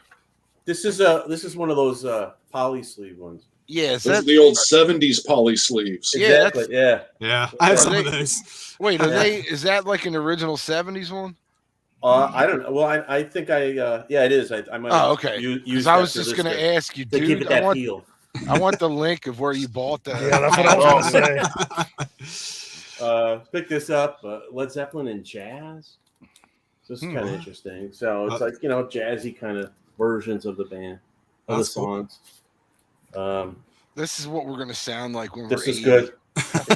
That's just kind of jazzy versions. of the band. Yeah. Yeah, honey, can you get my hot chocolate? Yeah. Led Zeppelin, Orlando Madness from '71. That looks fucking badass. Yeah, it does. Great cover. Is that on Well, Mind set. Control? Yep. Yep. Yeah, Yeah, I don't know wow. if you guys saw it out there, but yeah, Uh-uh. it's pretty good. Yeah, the '71 set, pretty much. And I think I did the. I got to pick this. You guys pick this rainbow up. This is pretty No, Wow. is that Joe Lynn Turner on that one? good. Yeah, it's the Joe Okay. Lynn Turner era. That's what I thought. 83, I think it was, but it's stacked with tunes, man. I think it's the full set. 2-discer, huh? Yeah, How's it's it a sound? 2-disc. I thought it sounded great. It's a boot, but yeah, good. And sounded great, 2-disc gatefold here. Actually, do have a couple more things I want to show you guys. Oh, here. real quick, my son also got his tickets. We're going to see Tom Segura in February. Oh, nice. Oh, right on. I don't know if So- you guys know who that is, and some of you probably know who it is. But I don't. I grabbed this out of the dollar bin strictly because of what it looked like. I have no idea what this is, but for $1, I'm going to try it. And after I listened to it, I'm like, you know what? George and Greeno might know these guys. Have you guys ever seen or heard this? It's called The Thieves. Yeah, I have a No. copy of that. Do you? Produced by Money. If I remember right, it's kind of jangly goodness. It's pretty cool if I remember right. Why does I that put it sound on. familiar? It's that Thieves. mid-late 80s, right? Yeah, it's Isn't really it- late 80s, like 89, I Wait a think. minute. Oh, wow. Is that like? But- Wait, hold up. The Thieves. I might be confusing this with somebody else. Is that Michael Nesmith's son in that band? Let me see. I cannot read. Or who am I thinking? Who am I thinking of? Maybe not. I think I'm thinking of Kill for Thrills. It's produced by Marshall Crenshaw. Really? It's on Capitol. But yeah, I put this on expecting not much, and I actually really dug it. I remember Okay. it being pretty cool, and I think I picked it up the same way, like $1 or $2. Like in a bargain bin or something. Yeah, it's the first Yeah. time I ever saw it. I'm like, why My not? bad. It was Kill for Thrills was the band with Michael Nesmith's kid and Gilby Clark, I believe. Oh, okay. And then I grabbed these off Hell's Headbangers, and I don't know if you guys have ever listened to this band, but I am freaking in love with this Oh band. yeah, Strife. Yeah. I have that first album. It's been years since I've listened. Oh to my it. god, man! Greeno, this is, if you haven't heard this, bro, this is heavy 70s, man. Yeah. Straight up. I didn't know there were 2 records. I thought they only had 1 record out. Yeah, the album. That one on the right, I recognize, or the one in your left hand, I recognize. Yeah, that this is the first one called Yeah. Rush. Oh no, I have the Mm, second. this I is have the that second one. Yeah, I have that one. I've seen that one. Dude, I- this is, it says right on the hype sticker, it says Iron Maiden's main influence that helped create the classic sound. For fans of Iron Maiden, 70s era Judas Priest, 70s era Scorpions, and 70s era Rush, and 70s era Black Sabbath. Wow. Yeah, pretty much. I mean, and you hear that early Maiden gallop is in here. I mean, it's just, Wow. dude, these are like mandatory. And after I heard this, I'm like, how have I never, ever heard this band? So this is mandatory. If you have not heard these, man, dude, go get them now. You can get them on Hell's Headbangers, I think still for like $8 a piece right now. I'll check that out. So grab them. Another after show buy for me, huh? Yeah. You know how many times that's happened? Man. Yeah. Check them out. Look It's them like up log on- off, log on, I'm buying shit. I got after the holidays, I was like, all right, I got a little extra money. So there's a couple records that I have coming. One was, have you heard the there's a new Dio one out from, did he do a radio broadcast like one of the big ones back in the day? I don't know. There's a few. I have a There's few a radio couple. I got a broadcasts. couple. I haven't seen Seattle. anything. Superstar concert series, but was one of the other ones. But apparently it's that. But the artwork on it looks fucking badass. Who's putting that out? Is that legit or a boot? Nah, it's a boot. That's all I've been buying in the last couple weeks is Yeah, bootlegs. it's been a lot of mine too. And Hey, actually, I got a few. Maybe you guys. I got one. I want you guys to help me with. I need some help. But little shout out to our Jesus metal fans. A bride. Bride. That's the first bride, isn't it? That's the first bride, and this I realized I was just chilling like a few days ago. Me and Jay were over here hanging out watching a game or something. I'm like, this may be one of the best records in my fucking collection, dude. This is so good. It's so good. Really? Was it 88 on Pure Metal? And Dude. I didn't realize till Metal Theologian told me that they're Jesus metal. I so need to pull that out again though, because I have that and I remember that being shit. Really? Yeah, but if you're saying it's really good, I'll pull it out and check it out. Maybe it's just a vibe I'm in or whatever. No. I mean, dude, it's been 20 years since I've listened to it. So That's the second bride. Okay, it's 88. So yeah, and it's funny Get because your bride right. I mentioned that Scott Waters had shown some bride recently. They just released like a new record that I don't know if he had something to do with or if it's something that they were in cahoots about, but he had mentioned like a brand new bride record. And I'm like, well, that's killer. I mean, because I recently got into the old stuff, but this is one of my local shop. This is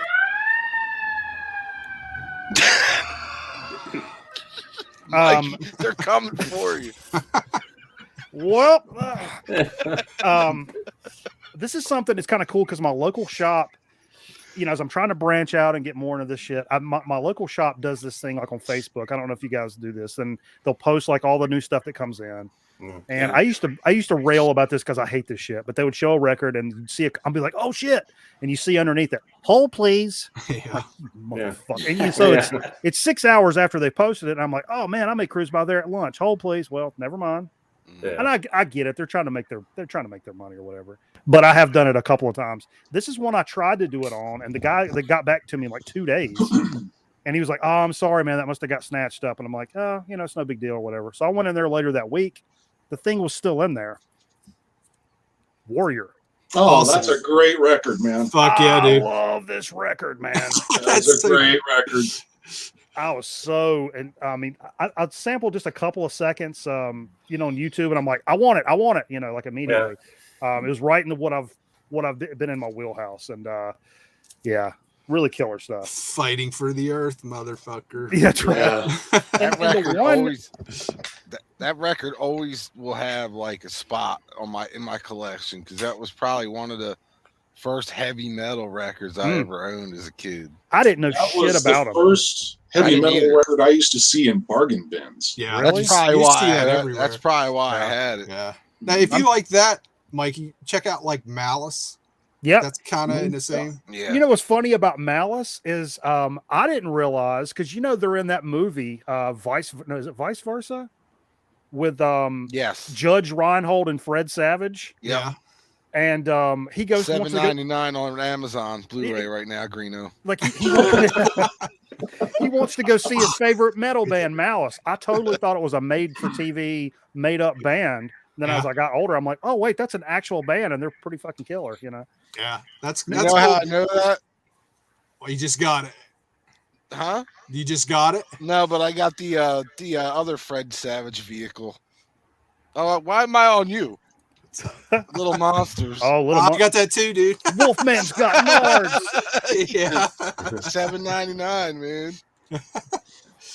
Wolfman's got nards. So now this is the one I really kind of branched out on and took a stab.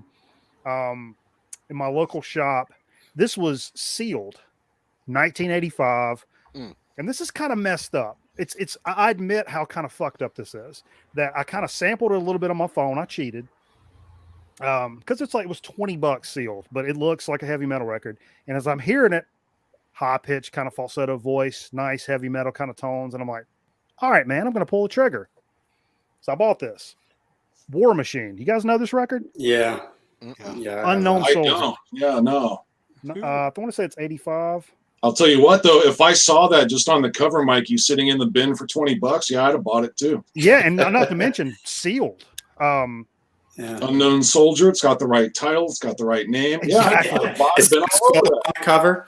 Now, here's the fucked up thing. When I get home and I start kind of like doing a little more research, I realize this is not some falsetto, like grab him by the balls dude. This is a chick singer. Okay. Now I was like, do I want this? I don't really like chick singers. You And know, I was- You do now. With an album cover like that. So it's, I don't know. I just, it's messed up because that made me kind of second think my choice. And I realize how kind of fucked that is. And honestly, this is still sealed. Because I What's said, on the back? Can we see the back cover? Sure, absolutely. no, hold on.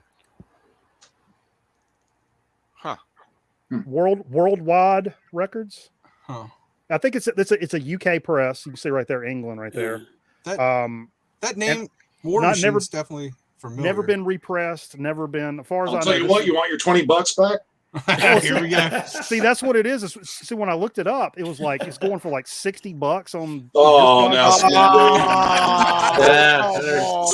It's for Christmas, motherfucker. This ain't the fucking home shopping club. It's your friend. I'll give it to you for $58. Too easy. Because you're on the show. That's right. Tell you what I'm gonna do. That's what my dad. I'll throw in told me. free shipping. Tell you what I'm gonna do. Fucking 3 easy payments of $20. man. But no, that's what. Use your that's what- Prime account and subscribe. That's right. That's what made me. That's what made me hesitate because I was like, well, wait, man. If you're not into this, you can make 3 times your fucking money back, lickety split. Mhm. Keep it sealed. You can really make your money back quick. But I've kind of like I've rethought that. I was like, you liked it when you picked it up, so I'm gonna split it open and play it this week Good for the New you. Year's show. We're gonna do it Friday. I'm gonna play it on Friday night. So I Right on. want to keep it because it's. And I'm Well, not it's going to be pretty like, oh, I got a fucking sealed cool, thing. man. I'm going to keep, except for my Smoking the Bandit car. That's staying sealed. But like, but this one, I was like, I kind of forgot about it, honestly. But I was like, I should just play it. I mean, that's $20. That's not breaking the bank. It's from 6-8 months ago. I liked it. And then all of a sudden, I'm like, whoa. It's a girl singing. Wait a minute. Here's something I can tell you that might make you feel better. Okay. If you sell that record, you will never, ever be able to say or experience going into any record store and finding that record still sealed again for $20. This seems like, wait, hold on real quick. And This you're not- seems like a super Michael Scott moment he's about to pull out. He's like, and I mean, at no time ever whatsoever, Ever. should For you any ever, reason, at any for time. any reason, Ever. for any time. But yeah, and not to mention In any having, shop. having these stories and like, being jealous of you fuckers having these cool metal collection from like the 80s and like stuff I don't fucking know about. And then I've asked a couple of people about this, they're like, I don't know, man. I've never heard of that. I've never seen it. And like, I think Metal Theologian said, I don't have that War Machine. Yeah. I would hang on to it, dude. That's Open all it I up. want right there. I'd hang it out just for that reason. That's, so Open I it can up. What's the label, Mikey? What's the label? worldwide. I think it says worldwide. That's all I've come to the conclusion that I can't keep everything, forever. So I started selling off a bunch of shit. Yeah. And put it this way, like I sold enough over the last month that paid for my whole Christmas, and you know what I mean. So it's just like Oh wait, something. I can't neat. keep Yeah, it this is shit neat. forever, man. It Oh, is neat neat records. records. It is Neat Records. Yeah, Mhm. it's got something at the top. Oh, shit. Look at that. There's John. He's got his too. Oh shit. Yep, I got it. Oh yeah. Mine's on neat. Yeah, it's Yeah, he neat. said It's his. neat. Yeah. I just was able to see the fine print up there. Well, isn't that just neat? Uh-huh. All right, let me ask you this. Here's Les, I'll sell you mine for 70. Fucking turkey.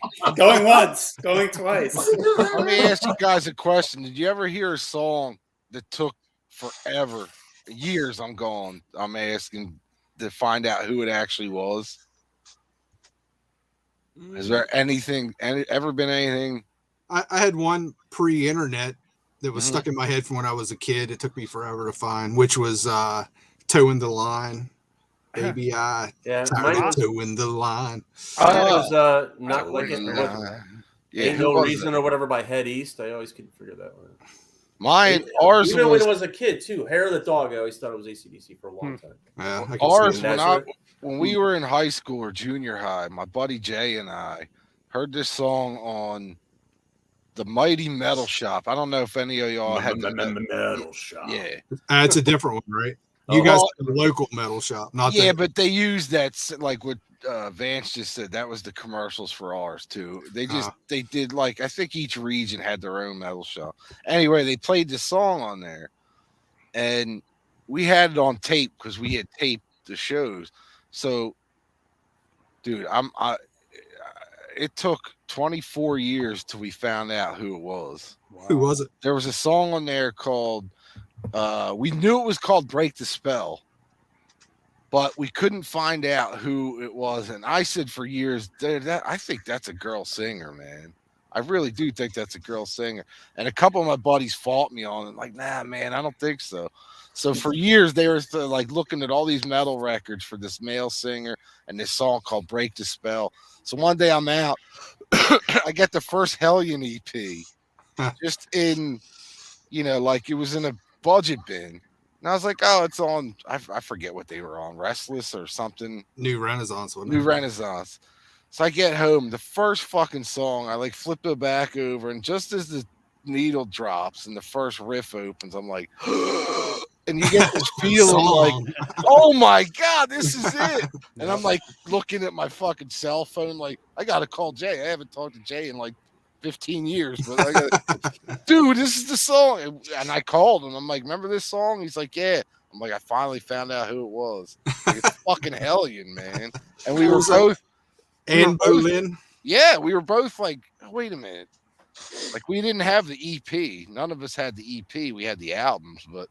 It was the black cover with just. Yeah, dude. It was like something that I had seen hundreds of times, probably. Yeah. And just never, I don't know why we never bought it. It was just one of those things. Like, but dude, my first son was born by the time I found out who the fuck it was. Wow. I think she actually, Anne Boleyn, owned New Renaissance. Yeah, she did. Renaissance. Yep, she was. I think she's still doing it, to be honest with you. Yeah. You guys want to do some head-to-heads? Yeah. You guys go first. Greeno, go first. Oh, God. What are you head-to-head? Oh, I got 3 of them. I'm not sure which to go first. We'll do this one. Never ask a room full of guys if they want to do head-to-heads. Yeah, they all say yes. That's I remember in middle school, my best friend was like, dude, dick to dick is how you get AIDS, dude. Don't do that. You call playing Tommy sticks. Awkward. Huh? We have a joke here that we're always going to go play Tommy sticks with Uncle Gary. Stop. I don't even want to hear the rest of that one. All right, first one. Tommy sticks is the best line ever. This classic. Oh, that thing's a turd. Which way it goes? That way, yes. There you go. And remember the back. Great song, overproduced piece of shit though. Hold on, it's head to head. You got to choose one. All right, I love that sweater that dude's wearing, by the way. Oh man. Dude. Okay. I hope you noticed the price on that one. $5? No. $9. They couldn't give those. $190. That's that $199. Yeah. No. Oh my God, it is still sealed. It was a Best Buy exclusive, wasn't it? Yeah. You could only Yeah, I buy it remember through when they Best had Buy, tons of those. Yeah. Yeah. and they had like millions of them, and then they Speaking give them of- away. That's a Dude. Revco exclusive. Our local Best Buy just closed. Anybody else is closed? Oh shit. Yeah, Does this it really Mine didn't matter? close, but it has shrank. Yeah, Oh, they don't yeah. have anything anymore. Ours. Well, do. yeah, I haven't been. I just all noticed the washers other and day it was dryers. gone. Yeah. I had no idea they were gone. Vance, what are you picking? I'm probably the only one that likes Chinese Democracy. I love that album. Really? Yeah, I do. It should have been an Axl solo album, but I like that album. Wow. Yeah, I'll for take- what I'll it take- is, It should have been an Axl solo album, right? but I'll take Chinese Democracy. It's like over Crazy Night. it's like fucking Black Sabbath's Seventh Star. It's not a Yeah. Black Sabbath record. Right, exactly. Fucking That should have been a Iommi Tony record. album, yeah. Yep. And by the way, they do that so many fucking times. Like Wasp's Crimson Idol was supposed to be Blackie Lawless Crimson Idol. Yeah, that's the suits. You know. What are you doing, Bananas? What are you picking? You know, given my love of cheese, I know for a fact I don't like Chinese Democracy much at all. And my newfound love of Kiss, and the fact that even a bad Kiss record, I can maybe find some sort of cheese factor to kind of draw me in. I'm going to go with Kiss. Yeah. Dude, you're making me so proud lately. You're digging into 80s metal. You've turned around on Kiss. Yes. God Picking up damn. on the Maiden. It's right? got fucking Maiden? Smokey and the Bandit still in the box. It's only took like 300 episodes, but you're getting there, brother. We're pulling I'm the getting- strings, man. We're pulling the strings. You know, What you got, John? You got to pick one. Oh yeah. This is easy for me. Chinese Democracy. Really? 2 for Chinese Democracy. I think it's a great Axl Rose solo album. It's a terrible Guns N' Roses record. It should have never been called Guns N' Roses. I think, it I threw think it's everybody off by brilliantly calling it produced. I something think Axl sounds great on it. I am considering my age. All my friends are huge Kiss fans, and I like Kiss Alive 1 to Alive 2. But after that whole era of Kiss, no, that whole like 80s, 90s, no. Yeah, I'm going song by Dude, song. Paul Stanley. Look at dude. look at that Christmas sweater, baby. How can you And he say was like- no? Wasn't he like 40 there? No, Huh? he wasn't that old. How old was he there, you think? He's like 18, 20. Yeah, he's 21. He probably, dude, yo, I bet you he plays Tommy Sticks. Those are all pasted. That's all pasted on. I've heard he Oh. plays Tommy Sticks. I gotta be honest with you. All right, think that's- Chinese Democracy is in the lead right now. I You think. think that's fake?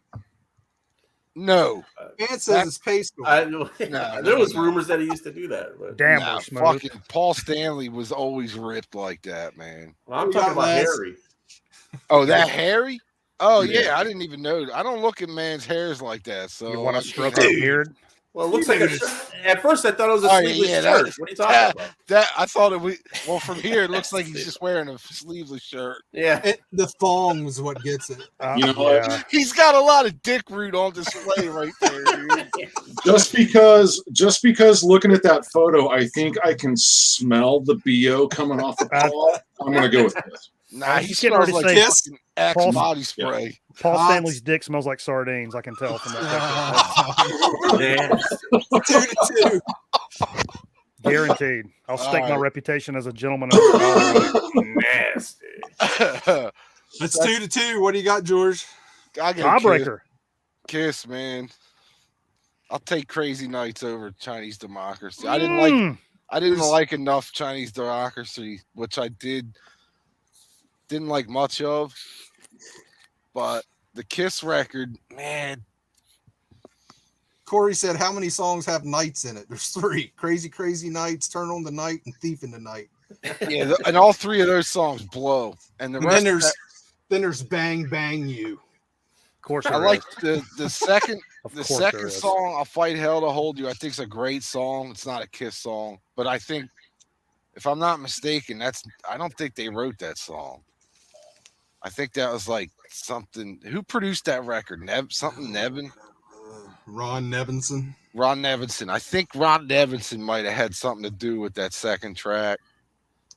So you're going Kiss. I got to go Kiss on that I'm one. Just gonna because I loved the one before that. I thought Animalized or Asylum was a great record. I didn't like the look they were going for, but the music on Asylum, This album, But that album's probably the biggest turd out of all those 80s records. Yeah, this thing's a cheese. I mean, this and Hot in the Shade, and it's like Hot in the whatever. Shade, I respect because it was just demos that they just threw out there. They didn't feel like re-recording any of it. This one I just never understood, so I'll go with Kiss. Yeah, Even the though I problem- agree this is a turd. But All right, The this- problem with Chinese democracy is until some dude holds it up on a YouTube video, I forget that thing even exists. most Yeah. people do. yeah. I Yeah. think my problem with Chinese democracy is there's not enough cheese there to make it like kind of, I like it ironically. There's not even a little bit of that. It's just not good. I Like mean, at least with like bad 80s records, there's I get liquored up enough and I'm like, yeah, Corey Hart, motherfucking right, baby. yeah, I mean, That you shit gotta on. look. You gotta look too at the year that the Crazy Nights record came out. At that time, fucking Slippery When Wet was the biggest Yeah, record yeah. on the planet. Everybody So- was chasing Bon Jovi. Yeah. Aaron said, "Fuck those guys for those pictures, but still Kiss." yeah, He picked Kiss. That surprises me. and that's probably their is. lamest fuck. That's got to be. Wouldn't you think that's their lamest non-makeup record? Yeah, I like Lick It Up, Animalize, and Asylum. I like Lick It Up's their best for sure. No, what? Non-makeup? Non-makeup. Yeah. Nah, No. Revenge fucking smokes. Every 80s record they ever did. Revenge has probably the best song from that era, in my opinion, which is Domino. But for the full album, I got to go Lick It Up, man. Not for The Innocent. I mean, dude. Not for the Innocence classic, yeah. But Unholy, dude, Unholy alone. That started that record. Revenge is probably my favorite non-makeup record. Anybody see him live without makeup? Yeah, Yes. I did Yeah. a few Yeah, times. I That saw was him the on first time I Asylum. saw. First time I saw him was that Hot in the Shade tour. Then I saw the reunion in '96. I saw him Crazy Nights. I didn't go to Hot in the Shade because I was out with COVID. working. Yeah, I was out with COVID back then. And Which we call the cold. but I did, yeah. I saw like three or four. I love the Revenge album so much. I think I saw him 3 or 4 times that tour. Damn. I saw him once on Asylum, and then I mean, that tour lasted 4 years too. what you got, Vance? Oh wait, Carnival Souls. I don't know that album hardly at all. Yeah, you're not missing anything. It was a cool ass video game.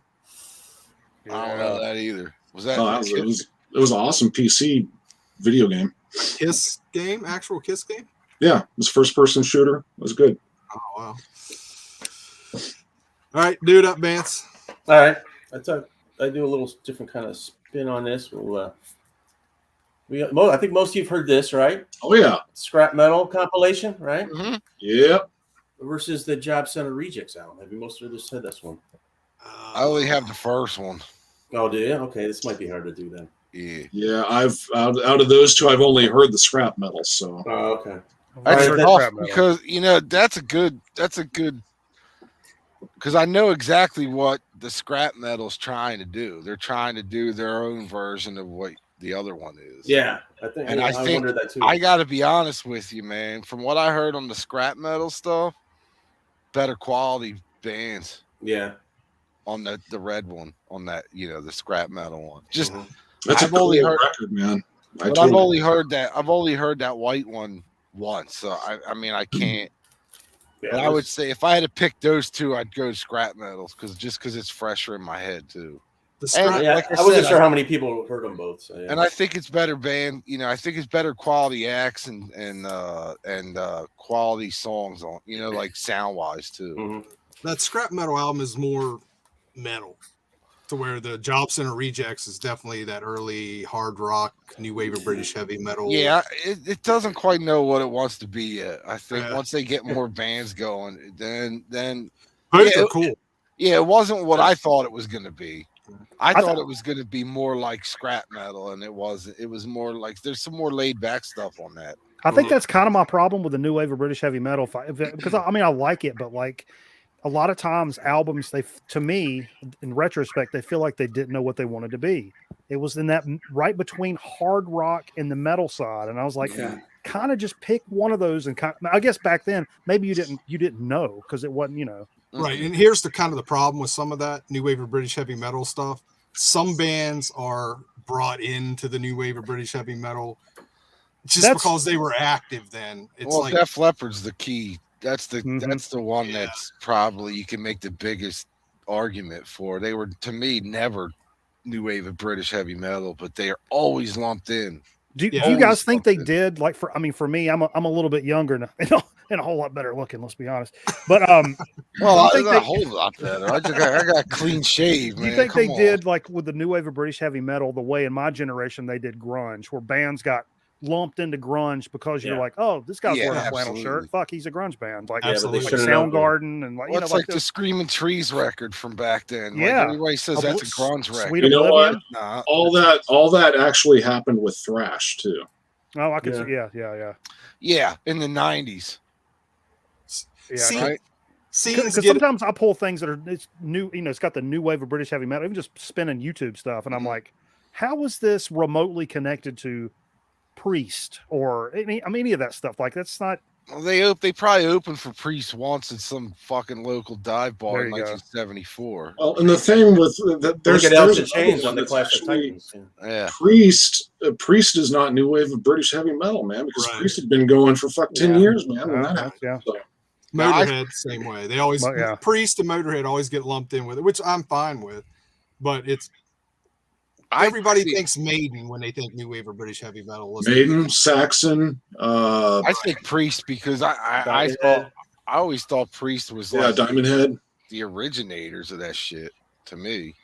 Right. I mean, everybody gives Maiden the credit. I thought just because Priest was around so much longer than Maiden. Right. I mean, technically they weren't. I mean, Maiden, if you go back and read enough, I mean. Harris started Maiden in like 74, 75. But to me, saying Priest is new album is like saying Sabbath is. Yeah. Saying Priest is what? I didn't hear what he says. New wave of British heavy metal. It's like saying Sabbath is. Yeah, because all the new wave of British heavy metal bands, they were influenced by Priest and Sabbath and Uriah Heep and Deep Purple. And the unique thing about the new wave of British heavy metal bands was they were kind of the first bands to say, we're trying to sound like heavy metal. Black Sabbath never called themselves heavy metal in the 70s. Priest started to embrace that. Rainbow never called themselves heavy metal. Zeppelin never called themselves heavy. Even though all those Heep and Purple and Rainbow and Thin Lizzy, and even though all the UFO, even though all those bands influenced those new wave of British heavy metal bands, they weren't really calling themselves metal. But that first wave of new album bands, they were the first ones to be like, okay, we're metal. The jacket, the denim, the leather, you know, and it was because I believe. And John, I think you're exactly right on it. I believe it's because of the new wave of British heavy metal that these other bands went, oh, we must be the original heavy metal band. First wave, Okay. Yeah. And they really didn't call themselves that till then. You know what I mean? It's the same way with goth music. Susie and the Banshees, The Cure, they didn't call themselves goth bands. Right. It was later on because they influenced the goth bands. People said, okay, you were the guys. It's the same thing with the 70s, Zeppelin and all those early, bands. And then there were a lot of bands in that new wave of British heavy metal thing that were more like, that I think, Mikey, maybe you're like they're rock bands. Yeah. But because they were in the vicinity and they were like bands like Nuts, if you ever heard of Nuts, right? They called themselves Rage later on, not the same Rage. There's like a couple of different bands called Rage. But because this has happened to me too. I was like, oh, this is a new wave of British heavy metal thing. And then I never heard of these guys. And then I'll listen to it and it's just like rock. Pub rock. Like pub rock. Yeah. Exactly. Biker pub rock or and something. You got to think about it too. Like when you look back at some of those early, especially new wave of British heavy metal comps, right? Yeah. You got to look at how much of this was done by like the labels. Like, okay, we got this band, and they're not this and they're not that and they're not this and they're not that. But who could we sell them to? New Wave British heavy metal fans. So we'll throw it on there. You know what I mean? So that's how I think a lot of that lumping happens. Yeah, I agree. It's like that Metal for Mothers compilation with Iron Maiden on it. There's a couple, like Ethel the Frog. You know, that's a band that everybody says is new wave. But it's nowhere near as heavy. And it's a formula that must have worked, because if you looked, we've got more and more into hyper generalizing, if that's a term. Bands and music and stuff. Like now, if you like, and I'm a big stoner doom guy, but there's like so many little. Is it more stoner? Is it more doom? Is it psychedelic doom? Is it hard psych? Is it? Everything's so hyper generalized that it's. They didn't do that back then, but you can kind of see where that comes from, because it's a marketing thing. I mean, a lot of nowadays it has to do with a lot of bloggers and like YouTube reviewers and people that want to sound like they know what the fuck they're talking about. But I think record companies kind of capitalize. That's why covers look a certain way. You're targeting a certain type of audience. Like when Vance showed that shit earlier, I knew exactly it was a doom record, like that. Yeah. It screamed doom, you know. Absolutely. Right. Well, that didn't go over the way I wanted.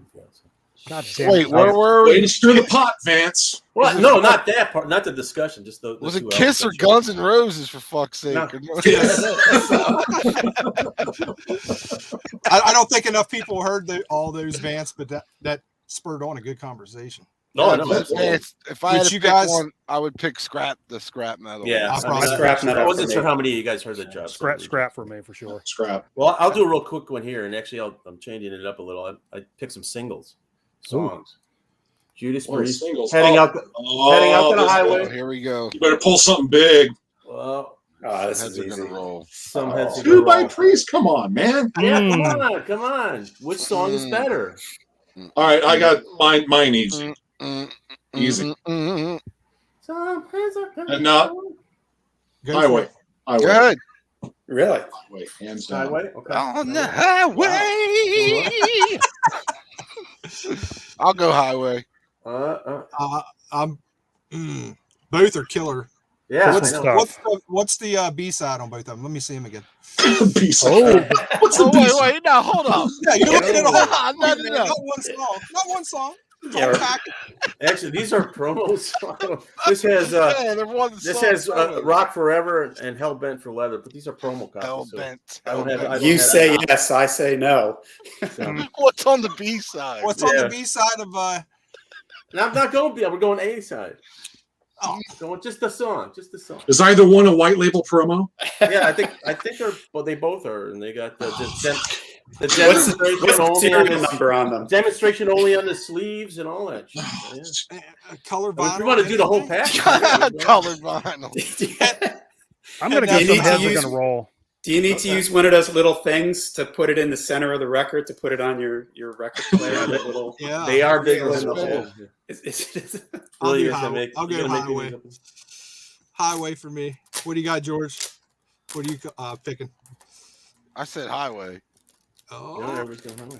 Yeah, Highway. Yeah. It's way the better song, man. I'm gonna go Heads. Defenders of the Oh, Faith okay. is like my favorite Priest record. I do love that So- record. That's what kind of swayed me more than anything. Is Or how about Ram? As the records go, I agree completely. But as Yeah. for those We're two just going songs, yeah. How about the songs "Ram It Down" or how about Johnny the B. video? Good. How about the video for heading out to the highway? no "Ram It Down" or "Turbo Lover"? Turbo Lover Turbo all Lover. day long. All day. Lover, man. Really? So did we decide it was a highway? Mhm. Yeah, Highway. Everything else? And yes, everyone should see that video for that. Thought I'd change it up with a single. I'd rather. What's the video when he's in there in the spa, hot rocking? Not rocking. Hot Rockin'. Yeah, we all knew back then. Isn't that funny? Turbo Lover. Like we all knew. I mean, at least all my friends knew in the '80s that Halford, wasn't. Never knew. And everybody I says didn't that, know. oh, he was gay all the time. Everybody knew Completely that. No, we caught knew. me off guard, man. No. I still remember the day that I saw it, though. Yeah. I remember the day like clear, like Well, when he came 9/11. out. That's when he announced. Yeah, that's when he announced. That's basically what's happening to Laz's heart for a second. I wonder if there's any stories of like dudes going to see Priest and like it's like, dude, Rob Halford fucking hit on me, man. Laz, like, Well, have you read Rob Halford's book? Have you read Rob Halford's book? Yeah. I mean, I'm not going to. You got to read the book. He has all kinds of stories about things happening at truck stops, and he's not buying Black Sabbath CDs. Beat me to it. I was getting ready to say it. He's into the 8-track game. Laz found out when he came out. Laz was like, "So you're telling me there is a chance?"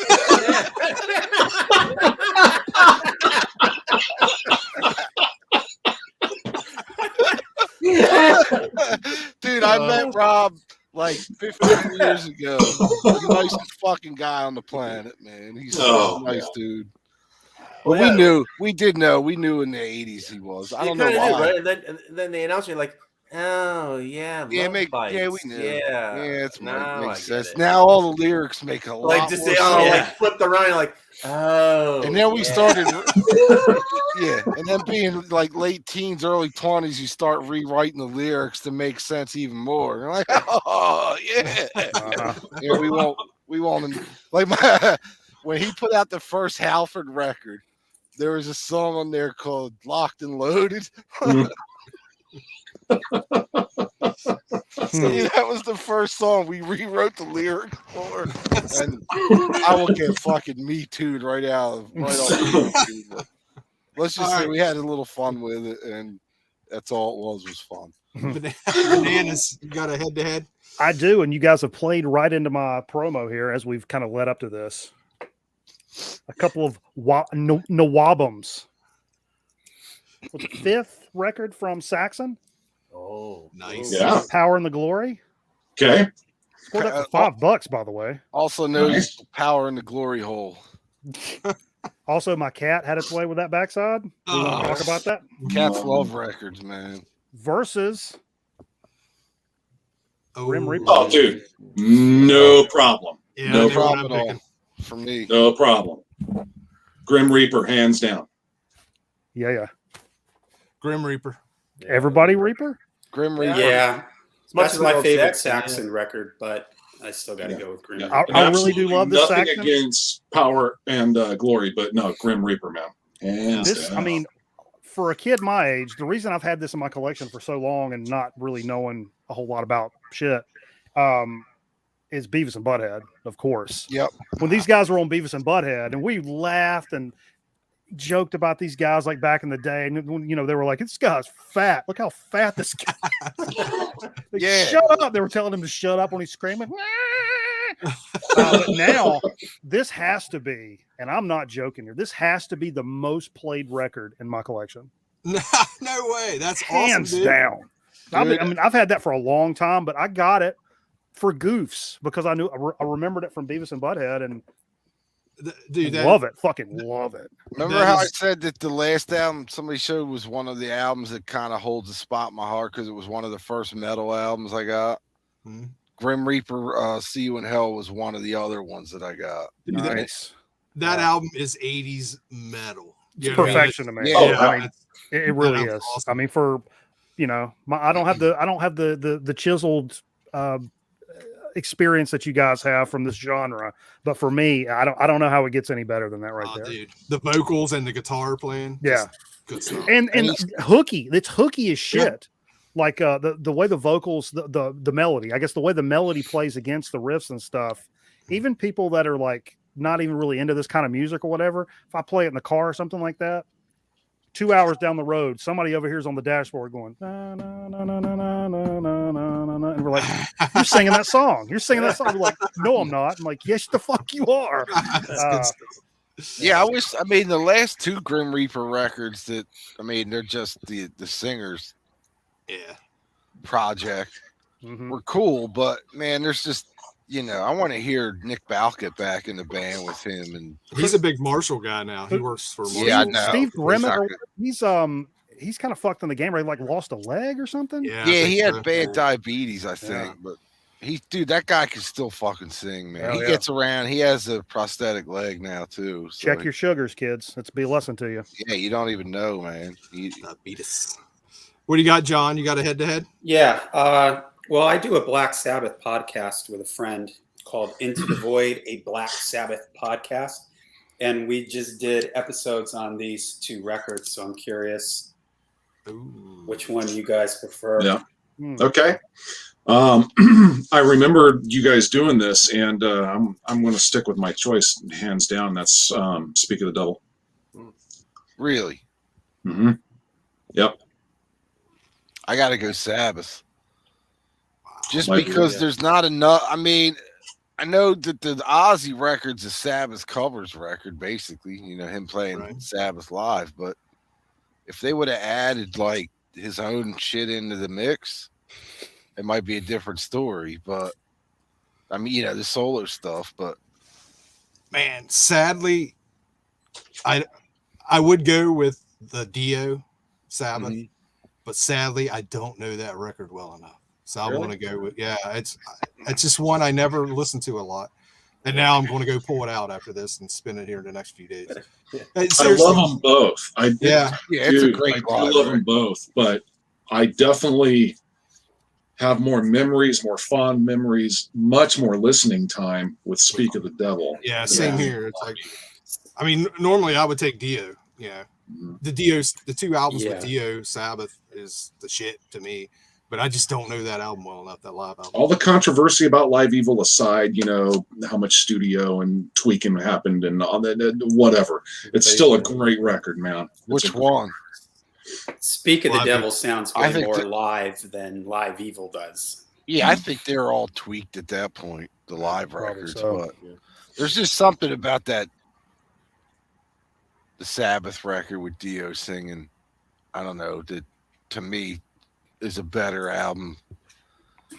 I don't know. The Ozzy record, that record always was a disappointment to me.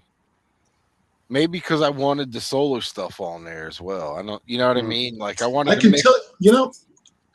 I can say this also when Speak of the Devil came out, that is actually what led me down the path of backtracking into older Sabbath. Was that record? So. I would definitely say that was the first time I heard some of those old Sabbath tracks. Was on that. What about you, Vance? I go Live Evil. Really? Yeah, I mean and then when you compare like kind of what George said, where that's Ozzy doing the Sabbath songs, but you know that's a Dio show that with the Sabbath side. And oddly enough, now that you brought that up, I think I remember watching that Black and Blue video they did. The Sabbath and Bluish Occult tour. I remember seeing that like on pay-per-view or something. Like 1980, they're showing the film or some shit. And I think that's might have triggered me back into, you know, looking at the Sabbath catalog and stuff, you know. And it was around that time too. But I album versus album, I go Live Evil easily. But you, Bananas? I must concur. I'd have to go Live Evil. Something about Live Devo. I love the way Dio. Ronnie James. We are the sign of the Southern Cross. we are the EVO. But I mean, I can't go against old Ronnie James here. In a live setting, I probably prefer that just overall. Yeah. My problem with Live Evil, it hasn't aged as well for me. When it was out, I loved it. I still liked Speak of the Devil better earlier on. I liked the set list better in Speak of the Devil. Ronnie is my favorite metal singer of all time, but I just don't like the way he sings a few of those Ozzy songs, like the song Black Sabbath, for instance. It's almost like there's just too much open space for Ronnie. He doesn't know what to do with it all. That is weird when he does the older Sabbath. It is weird. Yeah, some of it works for me. Children of the Grave sounds good, but like the song Black Sabbath doesn't work. The way he sings Paranoid doesn't work. And the other thing on Live Evil is there's almost no crowd noise in it. It doesn't sound like a live record. The audience sounds like they're a football field away. You know, it's like there's Speak of the Devil, you can hear people talking in the audience. You know, it feels like you're standing right there. It was at the Ritz, which is now what the heck is that place called now? It's called something else in New York now, but the Webster Hall or something like that. It's not a very big room. So when you're listening to Speak of the Devil, it feels like you're there in the room. You can hear people yelling between songs and everything. But Live Evil, it's like, damn, there's just like no crowd. The songs end and there's just nothing, you know. It's but after all that though, like 2 solo albums that Ozzy put out, and then you get a live record that's all Sabbath. Oh, you know what I mean? Like, yeah, he should have. But this, you know, the story behind it is the reason why they did that record is that he was in they were getting out of a contract with Don Arden, Sharon Osbourne's father. Yeah. And in order to get out of that contract with Jet Records, they owed them. He wanted a record of Sabbath material. And the other thing is that the Sabbath guys had just gotten back the publishing rights to all those songs. So they stood to make some money off of re-putting that stuff out. But those 2 albums came out. Speak of the Devil came out a week before Live Evil. Yeah, I thought that was the story. It was like that was the big rush job to get Ozzy's record out because he was doing all Sabbath songs and Sabbath was doing a live record. Yeah. I just thought the whole story behind that record was maybe what ruined it for me. Why I don't like that record that much too. I can see that. Yeah. Anybody have Talk of the Devil? Yes. Do you? I do. Yeah. Yeah, I don't have a copy of that. I found that like by accident somewhere cheap. I never understood the difference. Why they needed to change it to Talk of the Devil. Well, I thought Talk of the Devil was the original title over there, and then that went out like no, it's just they don't have that expression over there. We say Speak of the Devil, they say Talk of the Devil. So they wanted to change it because it wouldn't have made any sense. Just like if it was Talk of the Devil here, it would have not had the same sort of. So the same record, just different title. Yeah, but they haven't reissued it with that title since the original. I don't think Ozzy has ever even. Have they reissued it at all? I don't know. I think he has, but it's an album that doesn't get the same. It's not on the streaming services. Well, I think it's been I think it's been remastered, but it's like not. I don't get the deal with why Ultimate Sin is not available anywhere. Really? Yeah. Yeah. I mean, maybe it's different now, but there was a time like even when he did all the reissue CDs, Ultimate Sin was left off. Maybe not the first batch. No Rest for the Wicked too. No, they did the No Rest for the Wicked stuff, but there was one series. Really? I've never seen one. Yeah, there was one series that they did, and they just they've done it so many times now. I can't even remember. Now, what was the one where they went in and redid the drums and bass? That was the first 2. Blizzard and Diary. That was bullshit. Yeah. When was that? Like early 90s or something? I think so. Yeah, or that was mid 90s. Something like that. Maybe. And they just didn't want to pay the other 2. All right, what do you got, Laz? Okay, I got a couple 12-inch singles, and so I'm gonna test you guys, and I'm gonna see if your balls have dropped yet. So let's find out. All right, so we're gonna go first with you were the first one looking at fucking Paul Stanley's dick root. We're gonna go with The War Song by Culture Club. No idea. All right, there you go. Okay, I'm liking it already. Yeah. All right. So, and that's going to go up against Last Christmas by Wham. Japanese even. I got to go Wham just because you have the OBI strip still on it. So Wham. Yeah, I got to go with the Christmas Wham. Holy fuck. Just because I know that song. I don't know if I know the Culture Club. I'm going to let my butthole do the talking. Well, there we go. Culture Club, baby. There it is. Oh, I'll go Wham because I don't know the other one. 3 whams in a club. All right. that's, what that's one lucky club. I'll go Wham. 4 whams in the club. All right. Oh, that's for you, Laz. Yeah. Um, Hey, Laz, look at the screen.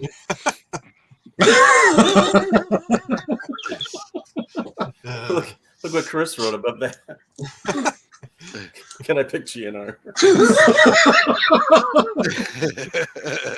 What's your pick, Laz? I think I'm going to have to go with the Wham. Wham wins. Go with the Wham. So It's funny. I'm kind of glad you went down this road because I was dead ass going to do. I mentioned it earlier. Corey Hart versus Janet Jackson. I was like, dude, I had to just come straight home from work in order to even do this. And I'm like, you know what? I don't have that time to pick. I just literally grabbed those and was like, these are going up. They're going up. Dude, my son's favorite Christmas song is Paul McCartney's "Simply Having a Wonderful Christmas Time" Oh, I'm sorry about that. versus the big. What was the Mariah Carey one? The big one. Ooh. Oh, All I want for Christmas is I don't you. know. I don't know. think- Everybody, that's always Yeah. like #1 or some shit. Yeah, I mean, Merry Christmas. I don't want to fight tonight. I would pick that, but that's not what I gave you. I gave my pick is the Paul McCartney or the fucking Mariah Carey. Cancel Christmas. Yeah. McCartney. Oof. Yeah, I do McCartney too. Yeah. I got to I do had to. McCartney. I hate that fucking Mariah Carey just because Yeah, of yeah. oversaturation. Paul God bless. McCartney, So is Beatles, McCartney. yeah, McCartney. All right. Got to do McCartney. Damn, that was a clean sweep. Or is it technically Wings? I don't know.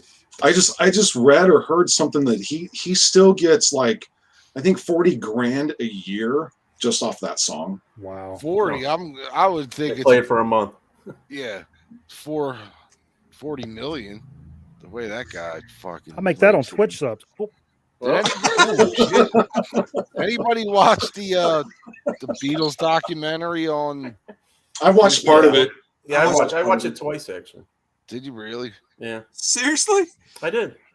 Dude, I got 20 minutes in. I was like, Yeah, I watched it twice. Yeah, you got. I mean, over a series of days. You know? I Yeah, you love got to the be in the mood for it. It's kind Yeah. of I mean, to be fair, I'll watch a music documentary about a band I have very little interest in. Yeah, me too. I've done that my whole life. same It here. just seemed to drag a little bit. I I think hope, for me, that's kind of my go-to Beatles album. Like if I'm I'll listen to Beatles, Yeah. pull out Let It Be first, and the whole process of it. Never seen before, kind of. that's shit. your favorite Beatles record. I mean, it's the go-to one now. If I Wow. listen to that a lot. If I pull, Okay. pull out Beatles albums, but that and Right. Abbey Road maybe. You know, Yeah, a couple diehard Beatles fans that come in the shop are like, if you're not a diehard, it's going to be boring.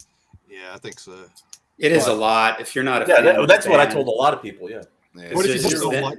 or Yeah, I'm, just sitting don't like- around and talking and or it's like hardcore the- music geek, but The What- Tom Petty one that came out, it's like 4.5 hours long. Well, see, like, that's the problem right there. And I remember like back in the day, and this goes for narrative films as well as documentaries. mm, Like movies were an hour and a half long. If Yep. your shit was like 2.5, 3 hours long, it was fucking Gone with the Wind or Apocalypse Now or The Deer Hunter, and that's fucking it. Or Gettysburg or something shit. You know? Godfather.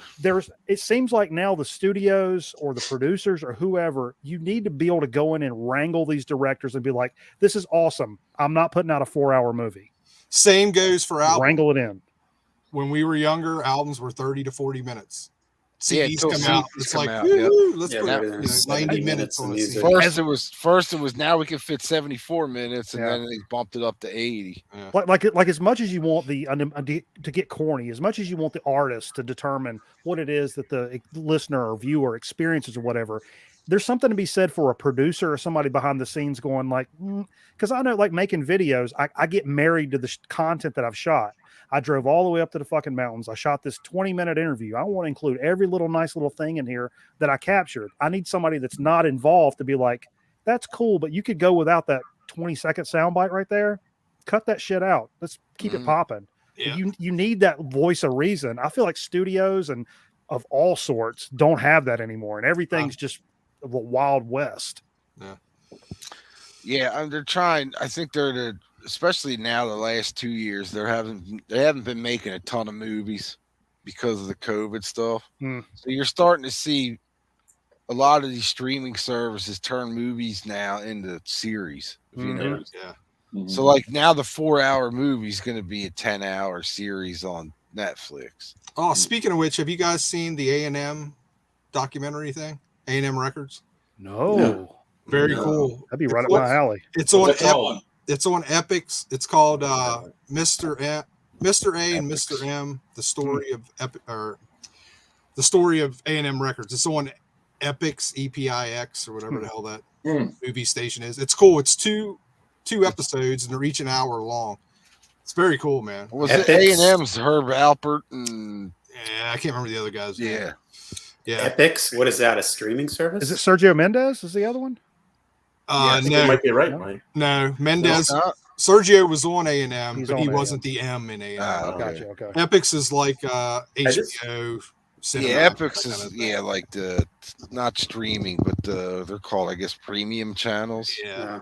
Never even heard of it. Well, It's like HBO cinema. I did see that one. I saw that one at David Geffen, and I didn't realize how much shit that guy did. Well, I haven't seen that. I'm watching it. And I'm like, oh, I didn't know he did that. And started Jerry Moss, that's who it is. Yeah, Asylum Records and everything. I was like, oh, shit. I only There's knew so much Geffen from stuff. like the Asia albums and the Guns N' Roses, and I didn't realize how much stuff he did. You know? There's A lot of that '90s grunge stuff he was involved in. Yeah, I mean, Yeah. it's DGC. Oh, Greeno, I don't know if you I like think this. that's on Netflix. Did you get this? No. It came out this year. Wow. 20 films? Yeah. Wow. Wow. Like, you know how hard his stuff's been to get? Yeah. So Is there any Dean Martin stuff in there with him? Oh Yeah, God, I yeah. love Dean Martin. so they have, I'll read you all the movies because I was surprised. I got this Everybody from, else is like, what the fuck? Yeah, I know. It's that's my boy. Lady. That's my boy. Sailor Beware, Jumpin' Jacks, The Stooge, Scared Stiff, The Caddy, Living It Up, You're Never Too Young, Artists and Models, Partners, which I think all those, most of them, I think are with Dean. So I'll yeah, about death metal. Water Busts. have to look for that, man. Yeah, the Bellboy, Cinderfella, Ladies Man, Aaron Boy, Nutty Professor, Patsy. You know, Which one? If you guys are big fans, and one question about Jerry Lewis, and I'll move on. Mhm. But there's a film where he's on a train.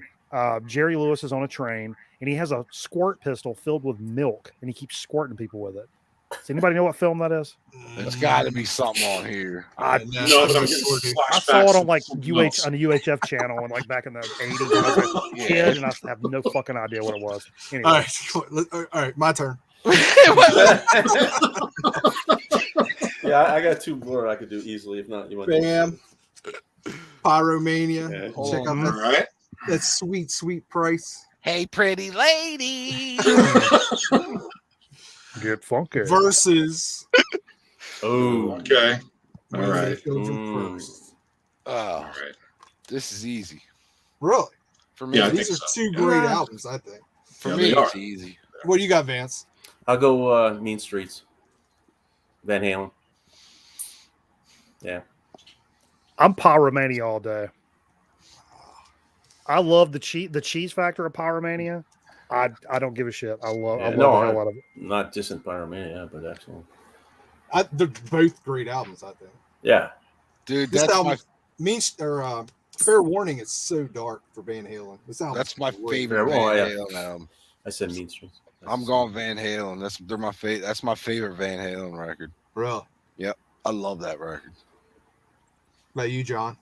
Van Halen for me. I do like that Def Leppard record, but Fair Warning is my favorite Van Halen record. Although I just learned that it's not called Mean Streets, it's Mean Street. Isn't that the name of the song? You are correct. Yeah. Forever, for the longest time, I thought it was Mean Streets. Yeah, I just said that. Yeah. Not And the then I saw Scorsese film. Martin Popoff did a podcast where he was like, song titles that you thought were something else, and that was one of them. He goes, everybody thinks it's Mean Streets, but it's Mean Street. You'd have got me on that one. I would have said Streets too. Dude, how can you put Unchained on and just listen to that fucking one song. That one song blows everything away that's on that Def Leppard album. Yeah. By Just you that- last. Just that riff Except- alone. Except, yeah, I will take Pyromania. Wow. I'm, Okay, I'm, what do we? I'm do we got? surprised. Who said Pyromania? Mikey, Laz, and Aaron. Aaron Theologian. Everybody else, this is a hard one for me, but I'm probably going Van Halen. I think that's Steve Fever's favorite Van Halen. But yeah, I love the Pyromania just on the. Oh, dude, You know. you couldn't get away from this album when it was out. No, It was it's just- such Yeah. this album, not so much. I think that's another reason. No, it's a why dark I- album in their catalog. Actually. yeah. That's what Steve says. Yeah, it's like the darkest Van Halen. Well, I think that's another reason why I like it too. It's like I'm so over that. Well, let me fucking ask you, Def Leppard record. everybody that picked Van Halen, you fucked me up, Vance. Yeah, I know. I keep wanting to don't call know. it Mean Streets. I know. Fair warning. Fair warning. Were you a fan when it first come out? I kind of wasn't. It took me a while to warm No, up to that I album. didn't know. fucking I love didn't. that album. What, a Van Halen? Fair warning, yeah. I would say yeah, because that's all. I knew Unchained, Local but I rock didn't go back and pick radio it up till played. a little later. Like when I was a kid, man, when I was a little dude, when Van Halen for like 8, 9 years old, Van Halen in my neighborhood, I don't know, I guess I had a lot of the high schoolers in the neighborhood. That's all you fucking heard was Van Halen. Yeah. Yeah. So I don't know. I think,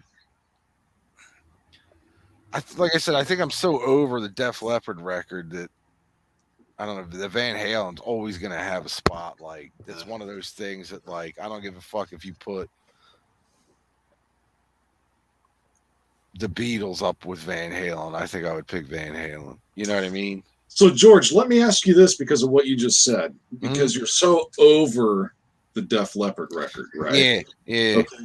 But let's look at this as, okay, you have to choose one of those, meaning one that remains in your life.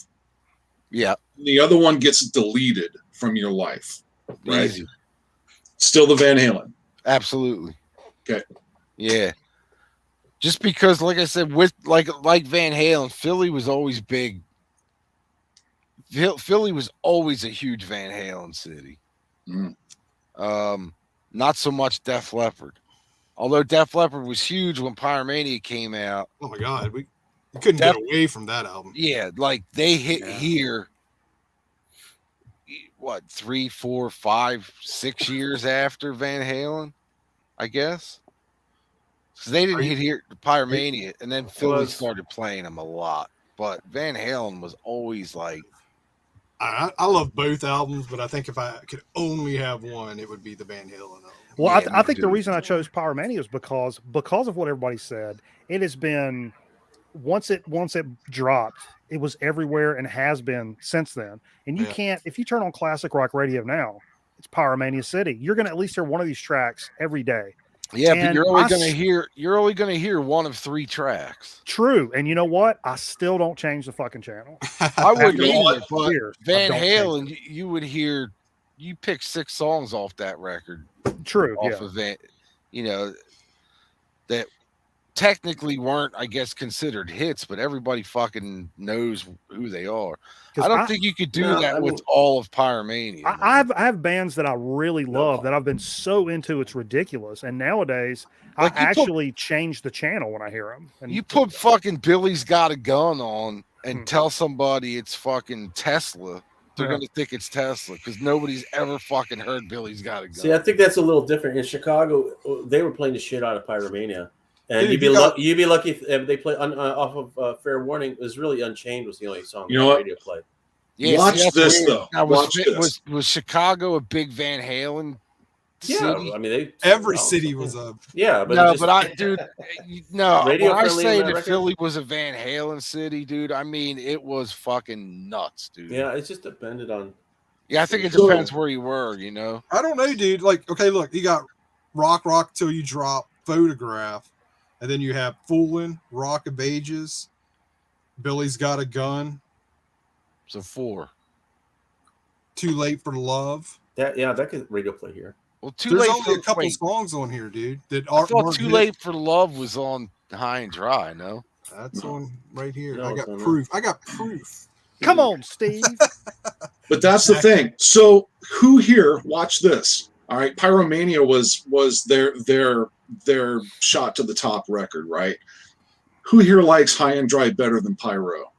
I do. Yeah. Yeah, that's the go-to is High and Dry. Yeah, that For me, it's Thanks, the thanks to Vance. production. I have a night copy. and day. I was just getting ready to ask who likes the first two better than Pyromania. I do Yeah. for sure. I like, Pyromania all Try day better. long for me. but I like Pyromania Really? better than On Through the Night. I like the first two very much. Yeah, I could do But that order too. I Last think Pyromania. High and Dry. High and Dry, smokes. Pyro, and then Yeah. I think Me I, too, I think yeah. those first two are much better records, but I mean that's kind of weird to say. But Pyromania, that kind of era of stuff, there's a certain cheese factor and like a nostalgia factor that I cannot escape. That Yeah. makes me love that record. That's Oh, like what I was saying. the whole with, MTV thing, and it's just part of the DNA now. That's like what I was saying with like Grim Reaper, and you have you remember when you got that record, Yeah. and it holds a spot in your heart. It could be like the shit. Like I still have a spot in my heart for fucking Eddie Rabbit because that was Oh yeah, probably baby. in Woo. the same pile of records that the Grim Reaper was in when I got him. You know what I mean? Like it was around that time. Like I remember hearing the Eddie Rabbit record, going, "Oh, this is fucking cool, man." All right, No. I got one more. Hey George, I love a rainy night. So do I, man. I got one more, and I'm out. With the wipers keeping tempo. I got, Keeping perfect rhythm with the song on the radio. you guys are laughing. I heard Rhinestone Cowboy the other day, and I realized I knew all the words. I was like, holy shit. Nothing wrong with that. That's why I haven't heard this song in 40 years, and I'm like, Jesus. Like a I round do. cowboy. It's like what is it? Rupert Holmes, Pina Colada, or whatever. the hell Yeah. it's called. Oh, dude. They still play that once a day on the local radio Please, station. please tell me you guys have seen the Yeah. Norm Macdonald Yeah. movie Dirty Work. Yep. Nah, I Oh, don't it's know. not, you got to One go of the back. greatest A films. bar That and- fight breaks out, and Chris Farley's in the bar, and he's like, "All right, a fight." And he goes over to the jukebox and puts in a corner G7 Street Fighting Man. He's like, "You hit G8 if you like pina colada." So fucking funny, man. Anytime you hear that song from now on, just replace penis with penis. Penis colada. You'll like the song a lot better. Sure, a lot of dick songs in I was Philly. going don't know to say I what's going detect a on over there. theme Yeah. tonight. What are we doing Well, here? if you replace shit with like Every dicks shit. and stuff, it gets funny, and then you remember it better. I just can't quit drawing dicks. All right, this one is I cover draw dicks on everything. only, so you got to pick which cover. Which cover? Okay, cover art. Oh. Right? Cover art, huh? Both Okay. these have mustaches, Mm. hot women. Woo. Moustache. First one is Bow Wow Wow. Oh, Mm. Okay. You see that killer stash. That was me. It's 1991 era. I couldn't grow it any thicker than that. Mm. Her with the makeup. I didn't know What's her Maynard was name? in this band. What's her name? Annabelle or whatever? Yeah. What's her name? Is that it? Wait, Something is like that. I or- Want I Candy? can't remember. I don't think that's on this one. But that's Maynard, them, right? That's Maynard James Keenan on that cover. If you don't know, Yeah, okay. Is it? No. Here you go, Greeno. You ready? Ready for Yeah, what it's let's- up against? Yeah. All in the family all day long. And you got, like I said, you got mustaches, hot chicks. Dude, you got Meathead on there. You got to go all in the family. Man. Oh, Archie! Oh, jeez. Yeah. What are you doing, Vance? who? Sorry. Oh man. What bananas? I'll say it when it's my I'll turn. go all in the family, man. I just for Yeah. I'm gonna go all in the family. For old It's a great time's show. sake. Yeah. Now that you're going to be Me Too. Wait until my comment, George, before we go down this road. You're up. As much as I love the episode of All in the Family when Edith gets raped, I'm going to have to go with What? Bow Wow Wow. One of my Ooh, favorite episodes. It just got dark. It did get dark. That episode's great, man. Shut up, Jerry. Hot chicks is questionable. She was hot. I Oh, gotta be she was honest. I so mean, nice. you know, Young Sally Struthers. all Sally Struthers. Meat High fight? school TV VCR Sally. repair. Do you want to make more money? Sure. Oh, we he's all talking do. about the girls. I thought you meant Edith. What guy, John? He's Definitely Bow Wow Wow. I had a teenage crush on No that doubt. singer. So definitely Bow Wow. Yeah, I gotta go Bow Wow just for the girl. What are you doing, Laz? She's pretty. Oh yeah. No, Oh, Yeah. Last the Mohicans or whatever that is. She had that. She had that I mohawk. can't find Laz on here. Wait, there you go. Flip that back around. I want candy. Yeah, she was smoke. I'm telling you, that's Maynard James Keenan right there laying down. Who's the chick in the boat?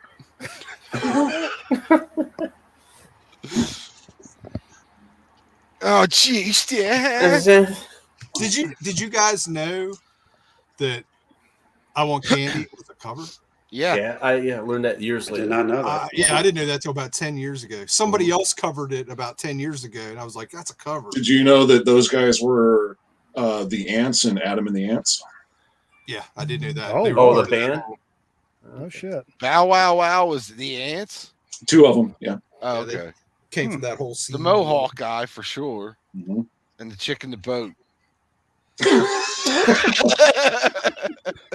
I'll have the chick in the boat for 600, please, Alex. What do you mean Alex is dead? Wasn't What are that you a- doing here? Put up member. Put up member. Wasn't that a Beavis and Butthead thing about the chick in the mall? Jesus Christ. Oh, jeez. Oh, she Quote of had the that, night. dude. Remember, she had that '70s bush. Oh. She had that 50s bush. She had Oh, that man. 50 Shades of Grey bush. Look like buckwheat in a triangle, Chuck. What? Hello? Is this on? These Brazilian jiu-jitsu dogs do anything for you? I'm just getting warmed up.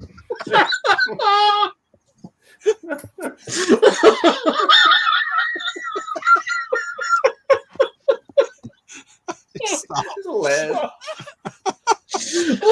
I'm starting to laugh at Laz. He's laughing so hard. Oh man. I'm gonna throw up. Well, it's been nice knowing you guys. Oh, Mikey broke the man cave. Oh wait, my work's calling. Hold on.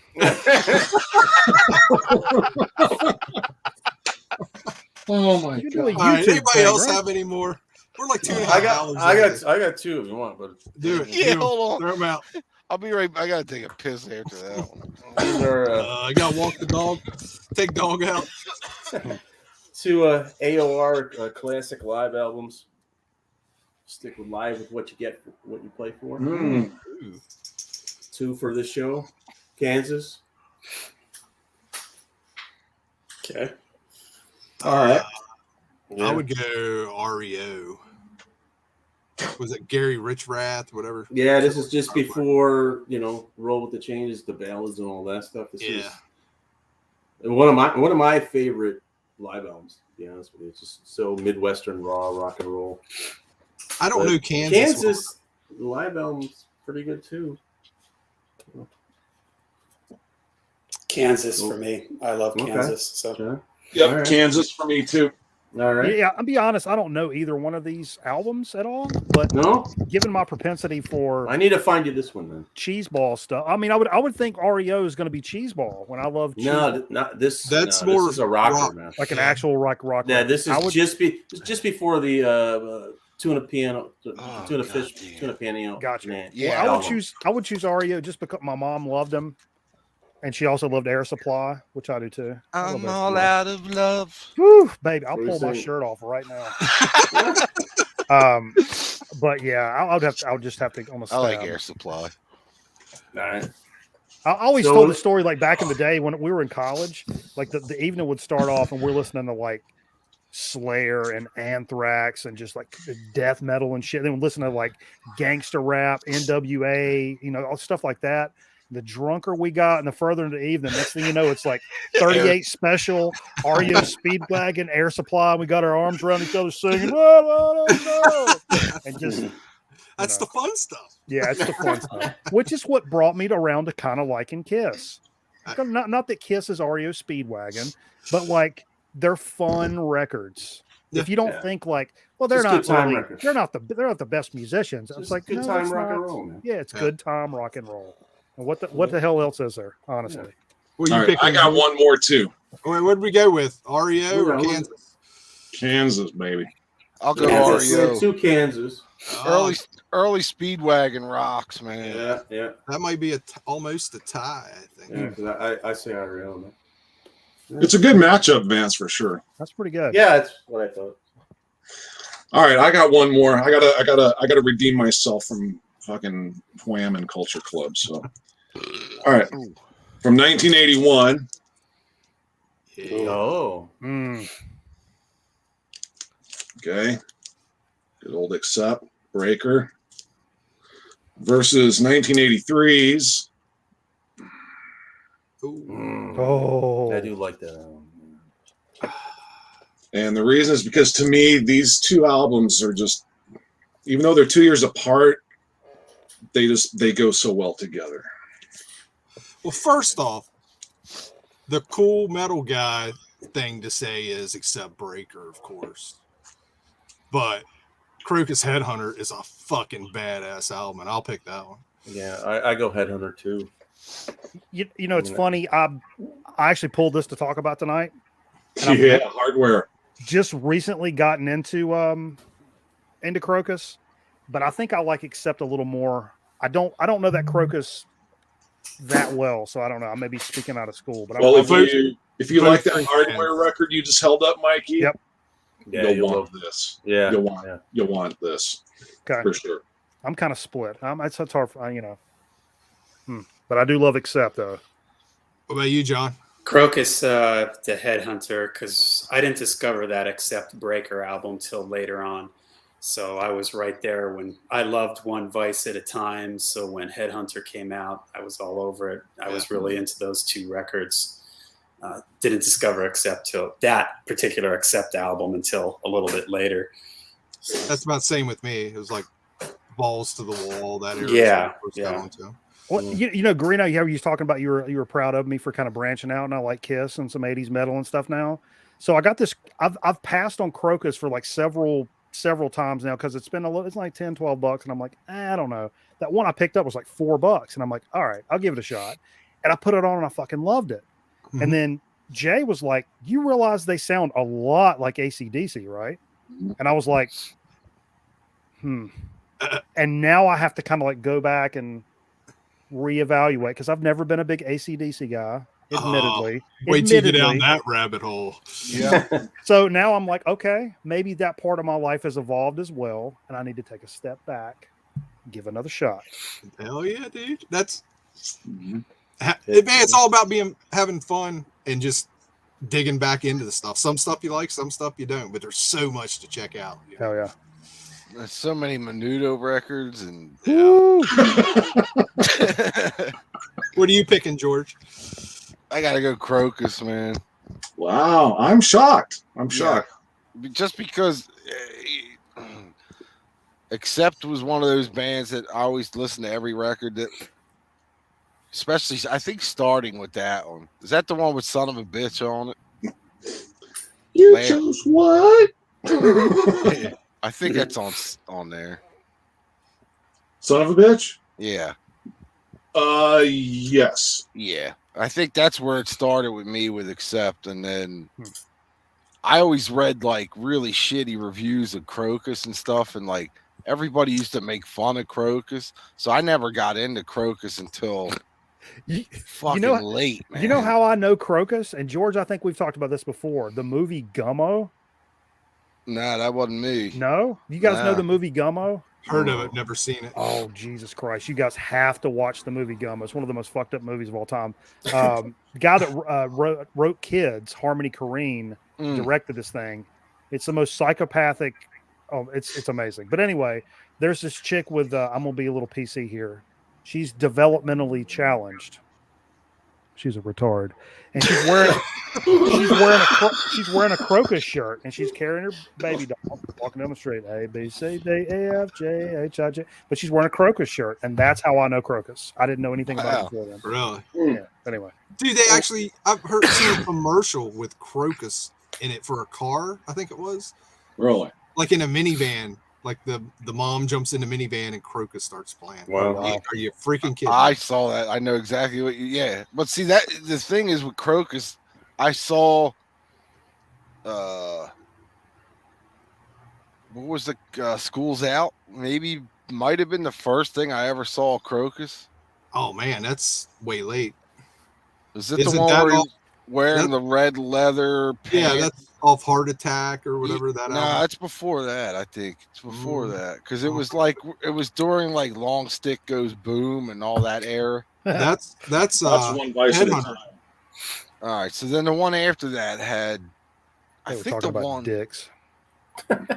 yeah, they were talking about cocks, big hairy ones. No, there was anyway. I remember seeing that and going, "Man, this is pretty bad. Like, I don't like this." And then it wasn't until I swear to God, it has to be less than 20 years ago that they put out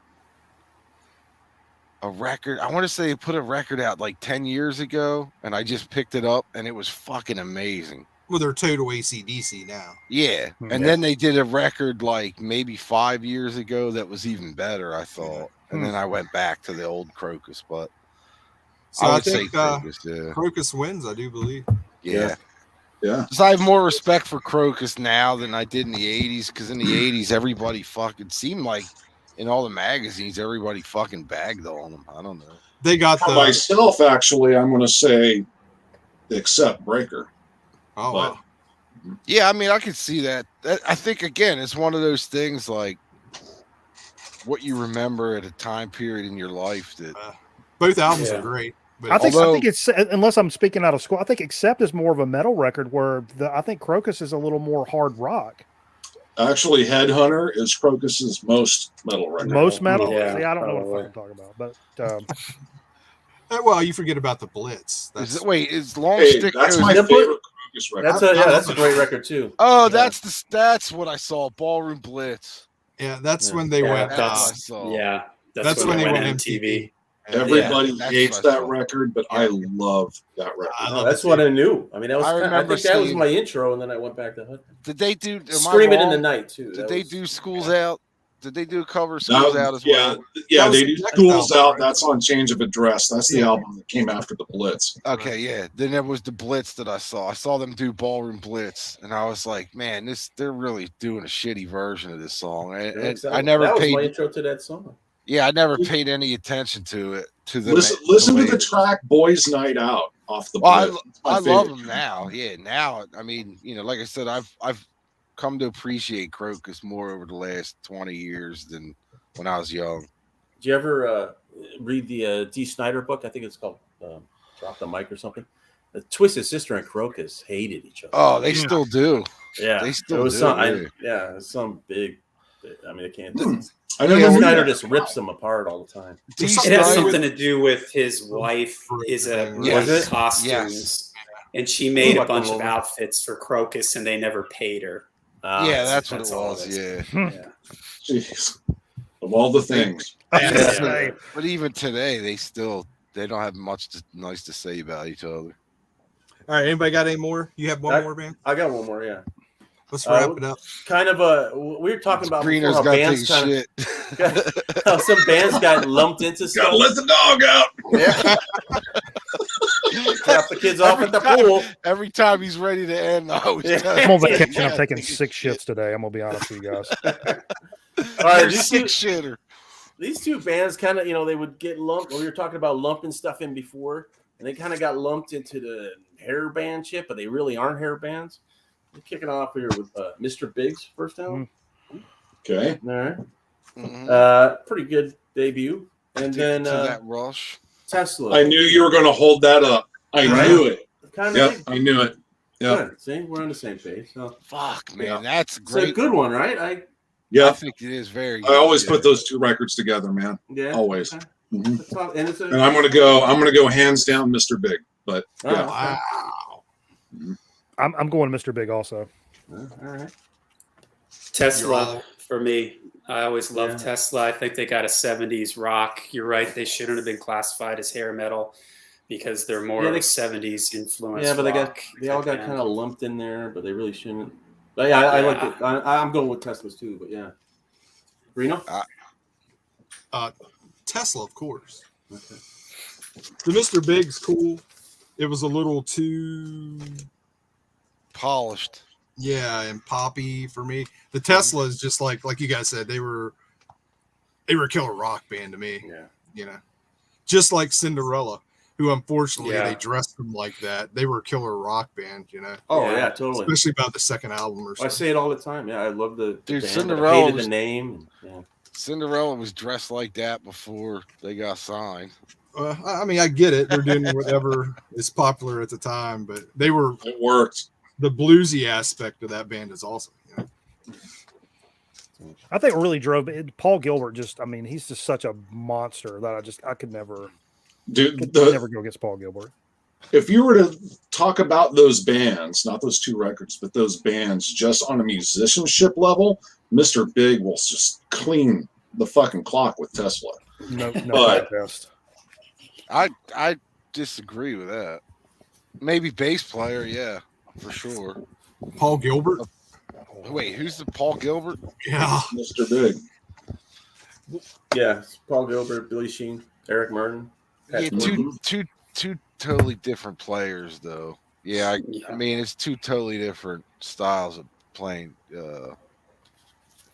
Fuck, man. That's kind of those fret burning guys that are just amazing Yeah, compared to guys with feel and grit. I always just go to never those- thought. I go to those guys, the Tesla kind of guys, more than like Satriani is killing for five minutes. Then it's like, okay, stop, dude. That's play how I something. felt about Mr. Big. I always thought of them as more of a super group than a real band. Don't you think? Kind of like a damn Yankees. Yeah. They're just a group, Yeah. like it's a group of musicians that are making music for musicians. But I mean, I Largely. guess if you didn't know where,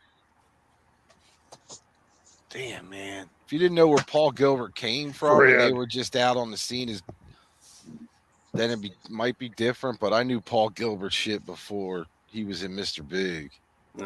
It's just funny, though. I knew when Vance held up Mr. Big that Tesla was coming next. That's funny. I still gotta go. I'm that Tesla. predictable. Yeah, I'm gonna go Tesla. Yeah, So Tesla. I I think had a Tesla. won. Tesla, and John had Tesla. Yeah, for sure. Just because there's I more think Mike. to No, like Mike- on the Tesla record, I thought, than the Mr. Big record. The Mr. Big record, they did. The first tune was "Addicted to That Rush." Yeah, That was a great song. But after that,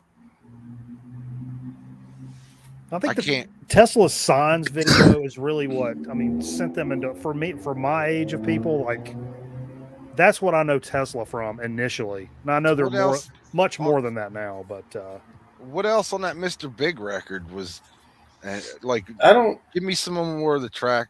Wind Me Up, Merciless, Had Enough, Blame It on My Youth, Take a Walk, Big Love, How Can You Do What You Do, Anything for You, and Rock and Roll Over. I mean, I don't yeah, know when any- you're talking like hit wise, I think Addicted to That Rush is what kind of got the radio. That's the only song. Yeah, on that's that the one. only song. that I It was know. the second album, I think. With Yeah, what was? I thought they had to be with you. That's Yeah, right. that was that's on the well, that next record. song. That was Which their Don't need to comparison hear to that anymore. yeah, that was compared So, I to mean, if you- Extreme's More than words. more than yeah. words. Yeah, But if you go like album to album, I go definitely Tesla because there's only Yeah, I one song on that fucking Mr. Big record that I don't know about you guys, but the first time we heard or saw the video for was it Modern Day Cowboy? yeah. Like, holy Oh, yeah, shit, that's dude! great. Yeah, dude. Yeah, And that's another reason I love. They filmed that like 10 minutes from my house, Yeah, right and up the street here. Yeah, That's this- cool. This the one I got when it came out because of that song too. and I'll give a fuck. Mister's better than both of them. What's up? What was Okay, Mr. now let's go Mr. Big Winger hit? versus Warrant. Who? Winger versus Warrant. Warren. Hmm. Warren had better songs. Fun. I They were a little more fun. I just think of the barbecue center. Gross. Every time I hear that winger story, I just laugh at. Wing nut. All right, guys, we're almost 3 hours in, so I'm Yeah, we are. Let's do it. 10 more Or- minutes, and then we'll be our Do it. first 3-hour episode. I'm about ready to roll. He got a shit. I told you. I'm good. No. This Well, morning, join me. I'm going to be on the vinyl archivist. Greedo got real serious. I'm good, man. this Good. morning I had like the perfect set for the day dump. Perfect. So we're good to go. All Two right, dry ends, huh? Perfect too. Was it splash worthy? Is that how heavy it was, or what? Splash It was a 2-flusher. All right, then. Very good. All right, let's do this. What's everybody looking forward to coming out this year? The never-ending wiper. What? The never-ending 4-hour show. 4 hours. We only got 10 more minutes to hit 3 hours. I I've know always, I've nothing. always wanted to do that. Everybody does that to my ass. So Yeah, right. somebody wants it up. What's have coming no out? idea. I have no idea what's coming out. Yeah, I have no idea. I haven't heard anything. Something out there. I guess the only thing I know that could be coming out is a new Priest record. I love Firepower. I really like that record. Although, it is what it is. It's just I still got to listen to that. I know it's so hard to. Jesus, Greeno, what the fuck, man? You know where I'm He'll at, dude? The new stuff, I just can't get my head around it. Yeah, he It's has. It's on the shelf. He'll Well, get you gotta to put in it about on 6 Oh, you. years. man, I don't even think. Do you even own that record? Yeah, got it Oh, right you now. do. Okay. He'll Because get there's to it in certain 6 titles. years. There's certain things that like I'll send to Greeno, like I'll text him. I'm like, dude, you got to get this. He's like, nah, it's all right. And I do the same to Yeah. him. He's done it to me. Like, I'll pass. Firepower is the best Priest album since the reunited band. I know everybody went Yeah. crazy over it. I mean, it's not like I'm. I I might don't go know. with It's that. just, Yeah.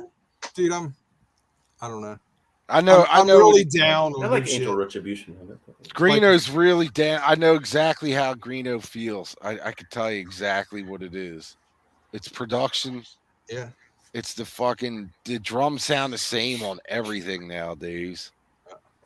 It's like you just showed the new Exodus. Such a even- great record, but like we talked about before, like with the Last Testament record and even the last Slayer record, they all have that sound, that same drum, that digital drum. The guitars all sound the same. Yeah, it's weird, everything. man. Everything's fucking Pro Tools or something. Yeah. I've already bitched about this. I don't want to keep bitching. Yeah, but Pro Tools 4 have- hours, Greeno. 4 hours, man. Come on. I think they figured out that there are shortcuts, and rather than trying to do it until you get it exactly fucking right, there's shortcuts. Let's do it. Let's get the fuck out of the studio. Let's stop spending money. Well, I yeah, think but using fucking Pro Tools, man, you're not spending money like you used to. You just not. No, the problem but I is mean, they're not in studios. Hold on. Like you said, Hold on. Bananas, I have a there's no feeling. producer. Nailed it. Greeno just nailed most of it. but time in the studio with an actual producer. It's what Hold they on a need. second. I have a It's what they feeling need. here that out of all of us here, John's probably the most recent recorded person, right? Am I right, John? When did you record your guys' last record?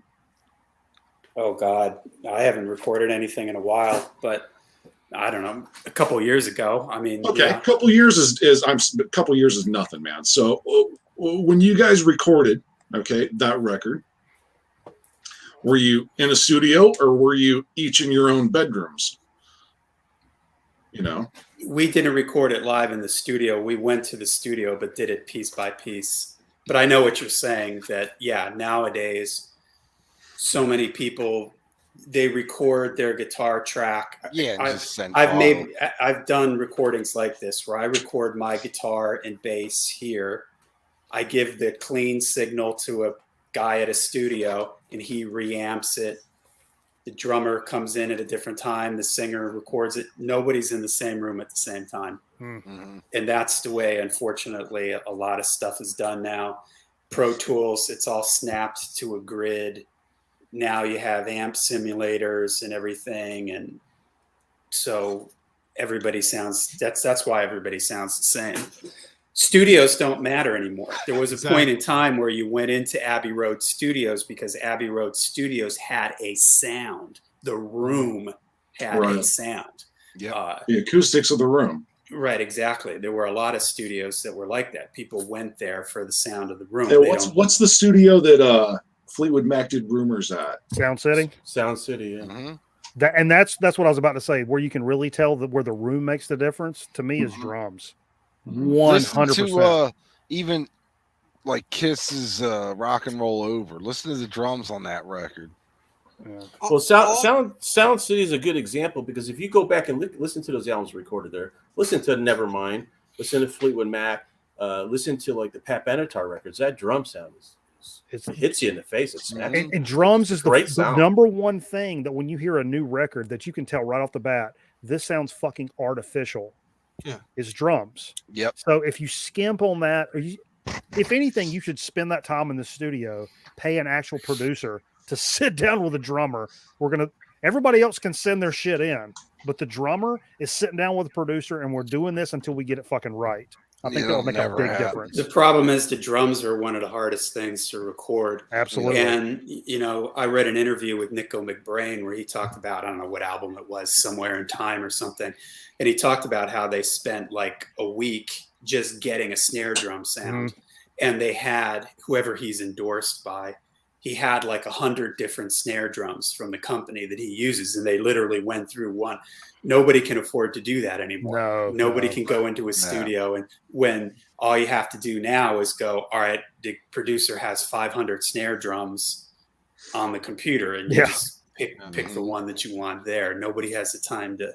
So when the budgets started dropping for the bands, and the technology started catching up, bands didn't have the budget. So this is the only way they can make records now. They can't afford to go into a $150, $200 an hour studio and spend a week trying to get a snare drum sound. Dude, and I think that's I get all that. I get all that. But at the same time, cool, I'm out. Yeah. Not interested. Man, he's back in the day, AC/DC writes the same songs all the time. Great songs. Every album sounded a little different. You know what I mean? Ramones the same way. Kiss different the same producers. way. Different studios, producers, different guitars, amps, mics, everything. Whenever you're just going through a computer that everybody's using the same goddamn stuff, it comes out the same way. Well, the last 3 Testament albums are identical. They're identical. They're the same album. Yeah. The last from recording, we figured out really quick that some of our drummers that we played with were not as fucking good as we thought they were. Because at a live show, this kills. You go to record it, and you're like, bro, you're recording like ghost notes and shit. And we thought you were a hard hitter. Now we're hearing all this fucking garbage you're actually playing. We got to go back through and take all this shit out now. That's another thing that modern recording is like, oh my God, we just realized how shitty our drummer actually is. Yeah. And there's a whole generation of kids now that are being raised on hearing things that are sound perfect, hearing everything in tempo, everything lined up, all the vocals pitched and tuned and everything, you know. So to their ears, when they hear the stuff that we love because it sounds live and it has these imperfections, to their ears, it's not, doesn't sort of mean the same thing, you know, which is a shame because the magic happens with when you couldn't reproduce Led Zeppelin 4 again, even if you could put all those guys in the same room because you had the room, the microphones, how old was the soundboard, how old were the cables, what was the temperature in the room, because that affects how things bounce off the walls. I mean, look at that Beatles documentary we were talking about. They're basically just sitting around in the circle, and that's the way they recorded back then. They used to just sit around in a circle. They'd have baffling up to sort of give a little bit of sound separation. You can't reproduce that kind of thing on a computer. Do you think eventually, because everything goes in cycles, do you think eventually that's going to come back around? Maybe not. I think so it much, already has. Not so much going into a huge studio and millions of dollars, but just getting away from the digital side and trying to figure out a way to do it more organically. There's some people that do that now that are into the, you know, kind of, you know, the more I don't want to say lo-fi bands, but garage bands and things like that. They're trying to go for that more in live.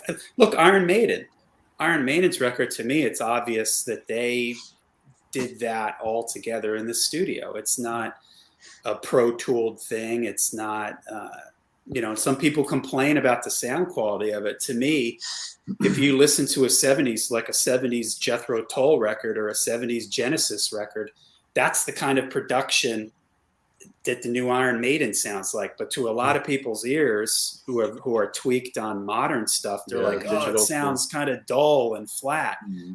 That's the way. Listen to a Genesis record. Listen to a Peter Gabriel or Genesis record. Listen to a 70s Jethro Tull record.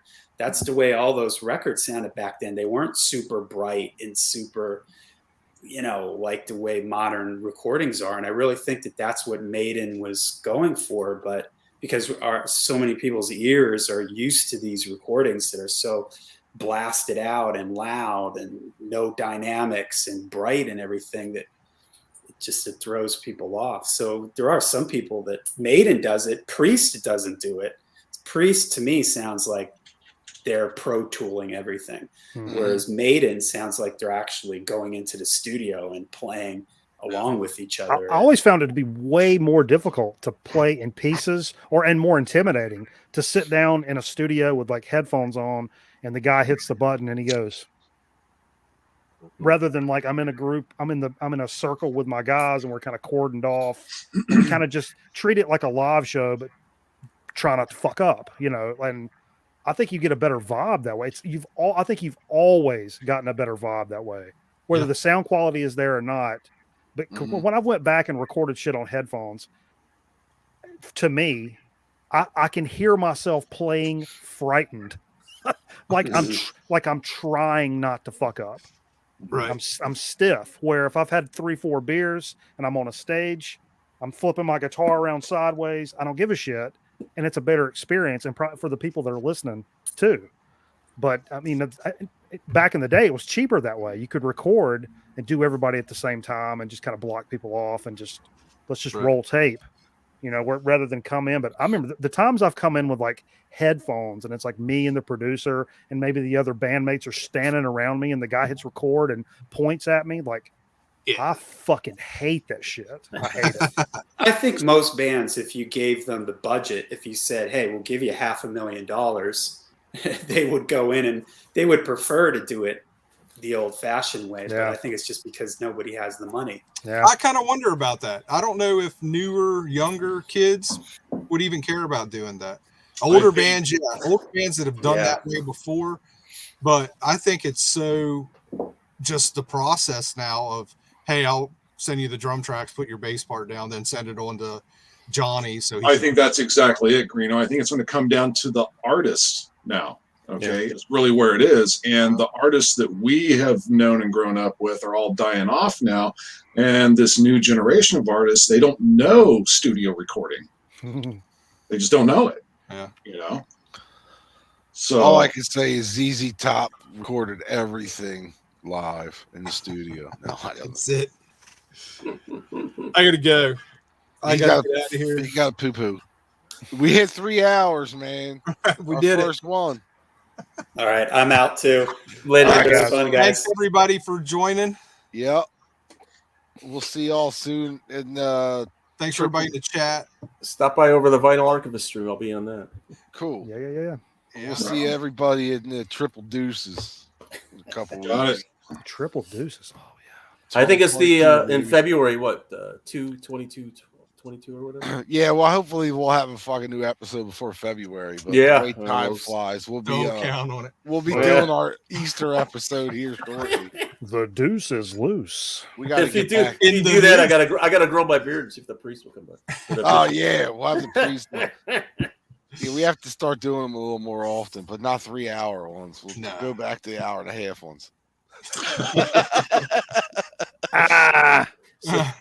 It was fun. It went fast. Early. Tonight went fast, actually, for a 3 hour show. Who's the last guy there? No, that's a spam. That's a bot. Yeah, it's a bot. Thanks for watching, bot. Yeah, vom.red, everybody, for all your vom needs. Be sure to get vom.red. That's a good name. I need a green, not a red. Fuck. Dump time. Liver said it's dump time. That's right. All right, fellas. All right, All right. guys. There. We'll Thanks, see guys. Peace. See you next time.